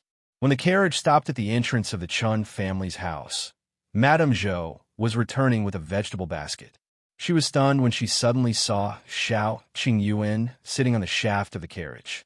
When the curtain of the carriage opened, Yundong's smiling face was revealed. Madame Zhou immediately smiled and greeted, Yundong, why are you here? Come in quickly. Before she could finish speaking, Niu Dan crawled out. At this moment, Madame Zhou really froze. She rubbed her eyes in confusion. In the next moment, she suddenly slapped her leg. Niu Dan, why are you back? Shouldn't you be at school during this hour? When Niu Dan saw his family, the grievance from before surged up again. He immediately ran towards him with tears in his eyes. Grandma, I'm not going to school anymore. Madame Zhou had dropped the basket in her hand. She quickly hugged him and asked, What's wrong? What's wrong? Why are you crying? Who bullied you? Tell Grandma. Grandma will deal with him. As she spoke, she hurriedly shouted inside, Old Chun, come out quickly. Something happened. Before Yundong could say anything, Madame Zhou already had such a huge reaction. If she said anything later, the woman would probably be even angrier. However, on second thought, it made sense. If her Yunfu was chased out of the school like a thief without distinguishing between right and wrong, she would have the urge to tear down that school. Chen Liang came out very quickly. He was a little more rational than Madame Zhou. Although he was also concerned about why Niu Dan had returned without a hitch, when he saw Yundong and Shao Qingyuan, he invited them in first before asking about the situation. The group of people entered the central room. Madame Song, who was working at the back, also heard the sound and ran over. Yundong tried her best to explain the matter in detail in a calm voice. Before she could finish speaking, she saw Madame Zhou and Madame Song begin to wipe their tears. Their hearts ached as they hugged Niu Dan. Even Chen Liang was so angry that his face turned green. His hands were clenched tightly, and he looked like he wanted to rush over and settle the score with that teacher. After Yundong finished speaking, Madame Zhou gritted her teeth and said, I knew that the Wu family was not a good thing. Wu Cheng is arrogant, and the Wu couple is narrow-minded. It's fine if they fell out with our family, but they actually took revenge on a child. I'm so angry. I'm going to tear her apart. Madame Song hugged Niu Dan and nodded vigorously. He'll go too. Chen Liang took a deep breath. All right, we still have to consider this matter at length. Then, he turned around and said to Shao Qingyuan and Yundong, Thank you so much for today. If not for you, our Niu Dan would have been ruined. Yundong sighed. Uncle Chun, don't say that. We're from the same village, and Niu Dan calls me sister. What kind of person would I be if I just stood by and did nothing when something like this happened? After saying that, Yundong suddenly felt that something was amiss. The seniority seemed to be messed up.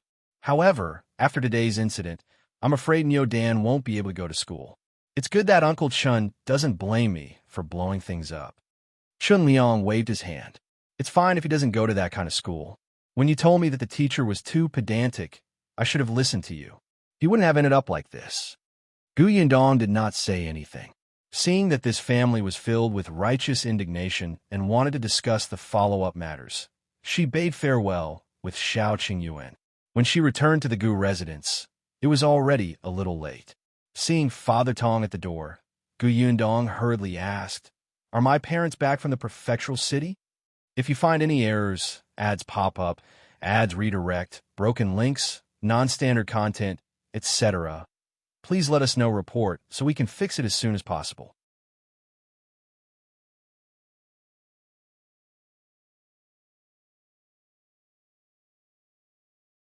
Chapter 759. Knowing that you are unlikable. When Father Tong saw them return, he was instantly happy. This young lady and her future husband had gone into the mountains together. Everyone was filled with worries, especially because they had agreed to only travel for 5 to 6 days, but they had not returned for more than 10 days. Wasn't he excited to see her now? Hence, he did not hear Gu Yundong's question. He hurriedly shouted into the courtyard, "Eldest Miss is back." As soon as he finished speaking, 2 figures rushed out one after another. It was Gu Yunxu and Bian Yuanji. The 2 children hugged her and almost cried. "Big sister, you're finally back. You don't know how worried we were. Cousin, are you all right?" The 2 of them were at home. At this moment, it was time for them to be given the clothes-making vacation. Qin Wensheng School was on vacation, and so was Tianhai Academy. Only the 1MO hall that she saw today felt that there was no need to give the students the clothes-making vacation, which would waste their time. In any case, the students were from the nearby villages and towns. There was no need for them to go back and put on more clothes to ward off the cold. That was why Gu Yundong saw Niu Dan at the entrance of that school today. She rubbed the 2 children's heads and said, "Aren't I fine?" Seeing that Yunxu snorted and her eyes were obviously filled with accusation, she quickly pointed in the direction of the carriage and said, "I brought you a gift. Go take a look." The 2 of them were stunned. They did not care about being angry with her anymore and ran to the edge of the carriage. Shao Qingyuan carried them up. The 2 of them climbed in and saw the kites inside. The 2 children's eyes lit up. They sat cross-legged in the carriage and began to choose. There were originally 4 kites, but after giving one to Niu Dan, there were only 3 left. The patterns that Gu Yundong had chosen were all pretty. There was an eagle, a dragonfly, a butterfly, and an owl. Niu Dan took the dragonfly away. Yunxu and Yuanji felt that such a beautiful kite, like the butterfly, should be left for Kiki. Therefore, one of them chose the eagle and the other chose the owl. They were both flying birds and looked very good. After choosing the kite, the 2 children got off the carriage in satisfaction. Although Yunxu was happy, he remembered that his eldest sister had only returned after so many days, making him worried and afraid. He immediately turned his head arrogantly and snorted. "Don't think that I want to be angry anymore." "Oh," the little guy was pushing his luck. "Then will you return it to me?" "That won't do. Big sister, you're too old to play with kites anymore. You'll have to give it to me later. At that time, you have to find an excuse." How troublesome. "Forget it. They'll accept it." Gu Yundong was speechless. Who said that she did not like to play with kites? She was already too old? She was only coming of age next month. Why was she already old? This little brat would definitely not be able to find a wife in the future. No wonder he blamed his father for not choosing one for him when he was young. It turned out that he knew his limits and knew that he was not likable. Gu Yunxu happily went in with Bian Yuanji with the kite. "Rascal!" Gu Yundong scolded him with a smile. However, when she saw that only the 2 children had gone out to welcome her, it seemed that her parents had not returned. It was also strange. At this time, Tianhai Academy should already be on vacation. However, she heaved a sigh of relief and entered the Gu residence with Shao Qingyuan. However, just as she took a few steps in, a surprised voice suddenly came from behind. "Miss, Master, Madam, and Second Miss are back. If you find any errors, ads pop up, ads redirect, broken links, non-standard content, etc., please let us know report so we can fix it as soon as possible."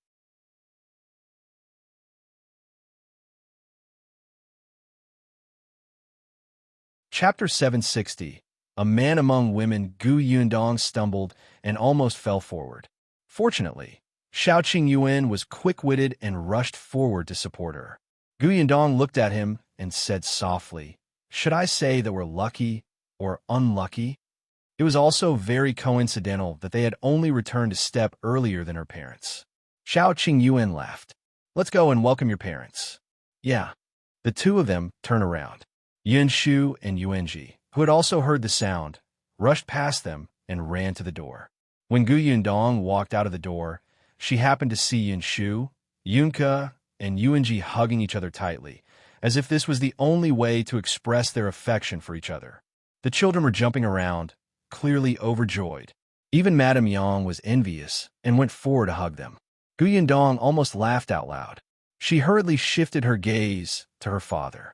Unexpectedly, Gu Dajiang's face darkened as he looked at her unhappily. Gu Yundong's heart skipped a beat. Could it be that he knew that she had been in the mountains for so many days? No way, didn't father just come back? Gu Yundong coughed lightly and asked softly, "Father, why did you only come back today? You still have the cheek to say that." Gu Dajiang was also very depressed. He snorted coldly. "Your milk tea shop opened yesterday, but a few days ago, Shueitao came to the prefectural city and said that you had something on and couldn't come. Eldest Miss Nia asked me to represent you. Otherwise, I would have returned 2 days ago." Gu Dajiang was unhappy. Firstly, he couldn't come back earlier. He had gone back on his word to his wife and daughter, causing Madame Yang and Kiki to lose their spirits. Secondly, he was a man, and the milk tea shop was specially open to entertain female customers. Although some men came to celebrate the opening day, most of them gave gifts and left. He was the only one who stayed there from the beginning to the end. Those women whispered to each other about him in a strange manner. Gu Dajiang still felt uncomfortable when he thought of that scene. He was a man, and he didn't know where to look when he was in a place full of women. Fortunately, Madame Dai saw through his predicament and let him come back first. Only then did he heave a sigh of relief. After listening to the entire process, Gu Yundong could only hold back her laughter and quickly apologize to him. "Father, you've worked hard. I know that you did something that you were unhappy about for me. You are the best father in the world." "Umph." Although Gu Dajiang glared at her, he enjoyed what she said. He let Gu Yundong help him into the courtyard. After entering the courtyard and sitting down, Gu Yundong asked about the situation in the prefectural city. The milk tea was ready. Although Gu Yundong did not attend the opening ceremony, Madame Dai must have known that she had gone deep into the mountains. She had also told him about her family's matters and briefly mentioned entering the deep mountains. Yunxu, who was at the side, glared at her while remaining silent. He did not say anything about his sister not returning home for more than 10 days. However, when Gu Yundong mentioned the matter of Niu Dan today, the little fellow finally could not take it anymore. He stood up and was about to run towards the Qin family. It was Gu Dajiang who quickly pulled her back. "The Qin family must be discussing this matter now. Don't join the mess. It's the same if you look for him tomorrow." Only then did Yunxu calm down, but he still clenched his small fists and looked angry. Gu Yundong thought of something else. Now that Niu Dan can't go to an MO hall to study, I don't know which school he will go to next.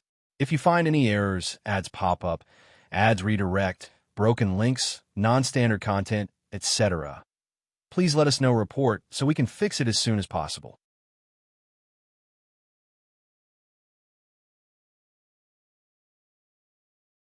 Chapter 761. He can go to Dongyi Academy. It was not that Gu Yundong had not thought about Qin Wenjing. However, it was obvious that it wouldn't work. Not to mention how long Qin Wenjing would have to teach. He had more and more things to do now.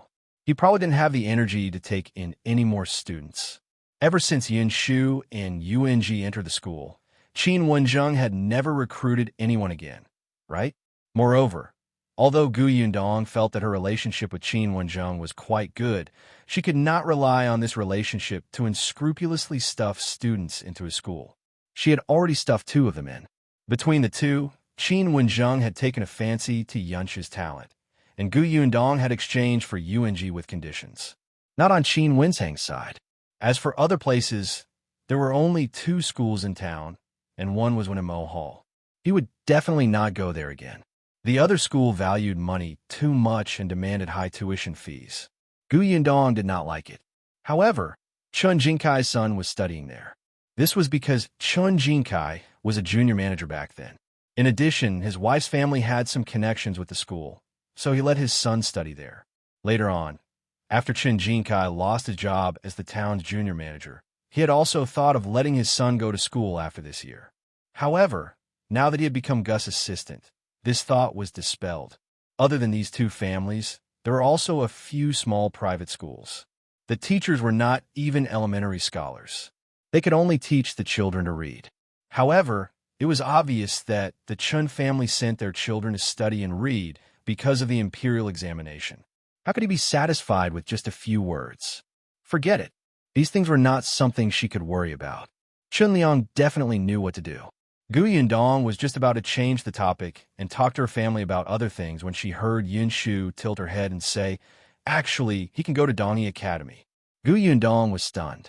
Dongyi Academy? I remember that the teacher of that academy brought his students to make things difficult for you, right? Yes.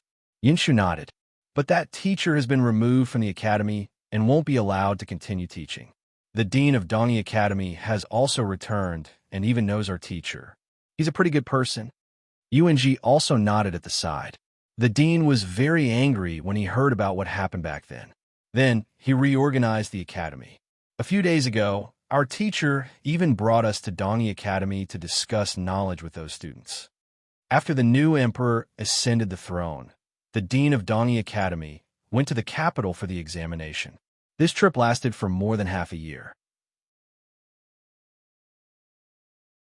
Later on, he was waiting for the results in the capital.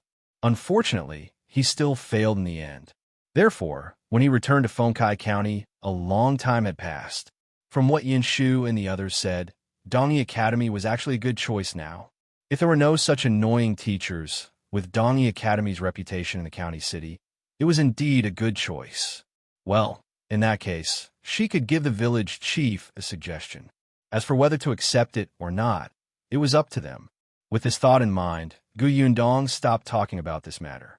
She wanted to ask about the milk tea shop, but seeing that it was getting late and everyone had been on the road for the entire day, she let everyone go back to their rooms to rest early. The next morning, Yunxu and Yuanji hurriedly got up and brought Yunka, who was also awake, to look for Niu Dan. However, when the 2 of them ran to Niu Dan's house, they saw that the door was tightly shut. There seemed to be no one in the Chun family.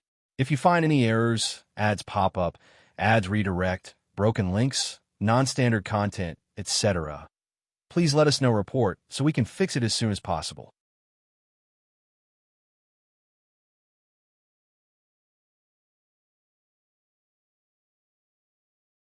Chapter 762. Seeking justice. Yunxu ran to her neighbor's house to ask around and found out that the Chun family had gone to town. Chun Liang and Madame Zhou were not the only ones. Even Chun Jinbao went to the Gu residence early in the morning to apply for leave from Tongan. He followed his parents and went to seek justice for Niu Dan angrily. Yunxu and the others could only run back. Yundong was not surprised. The Chun family doted on their 2 grandsons very much. Even though Chun Liang, the village chief, maintained his dignity with a dark expression all day, how could he sit still after seeing his precious grandson suffer so much? Yundong asked around and heard that it was not just the Chun family. Chun Liang also brought a few young men from the village with him. They looked like they were going to cause trouble. Yundong was not worried, but Yunxu was a little disappointed. He did not see Niu Dan, so he could not join him in the crusade against those bad guys. However, when he saw Yunka come out with his little butterfly kite, he instantly perked up again. Then, he hurriedly ran back to his room and took out his owl kite. Let's compete and see whose kite flies the highest. How about that? Yunka ran over. It must be my butterfly. Then let's go to the barnyard. Yuanji was also excited. The 3 of them took the 3 kites and went out. It was autumn today, and the wind was blowing. It was very suitable for kite flying. They ran out of the door in a hurry and went to the Zong family's house, pulling Zong Yu, and Zeng Lu away. There were 6 people and 3 kites. 2 people and 1 kite. Back then, Yundong had bought 4 because she wanted to give 1 to Liu Xiahui. However, among the 4 members of the Liu family who had followed Gu Dazhong back yesterday, only Liu Hongxiu was around. The others had all stayed in the courtyard and did not come back. The group of people ran to the barnyard, and the 3 kites instantly attracted their friends along the way. Therefore, when they arrived at their destination, almost all the children in the village followed them. Many people flew kites, but they couldn't eat or wear them. Their parents in the countryside didn't have the money to buy the kites, so they could only make the kites themselves. The homemade kites were simple and crude. There were a few thin bamboos and some window paper. It was squarish and did not even have shape, let alone a color. It was so ugly that it made one want to cry. Therefore, the colorful kites that Yunxu and the others took out instantly became the children's favorite. They touched them with their hands. If Yunxu hadn't stopped them, the kites would have shattered into pieces before they could fly into the sky.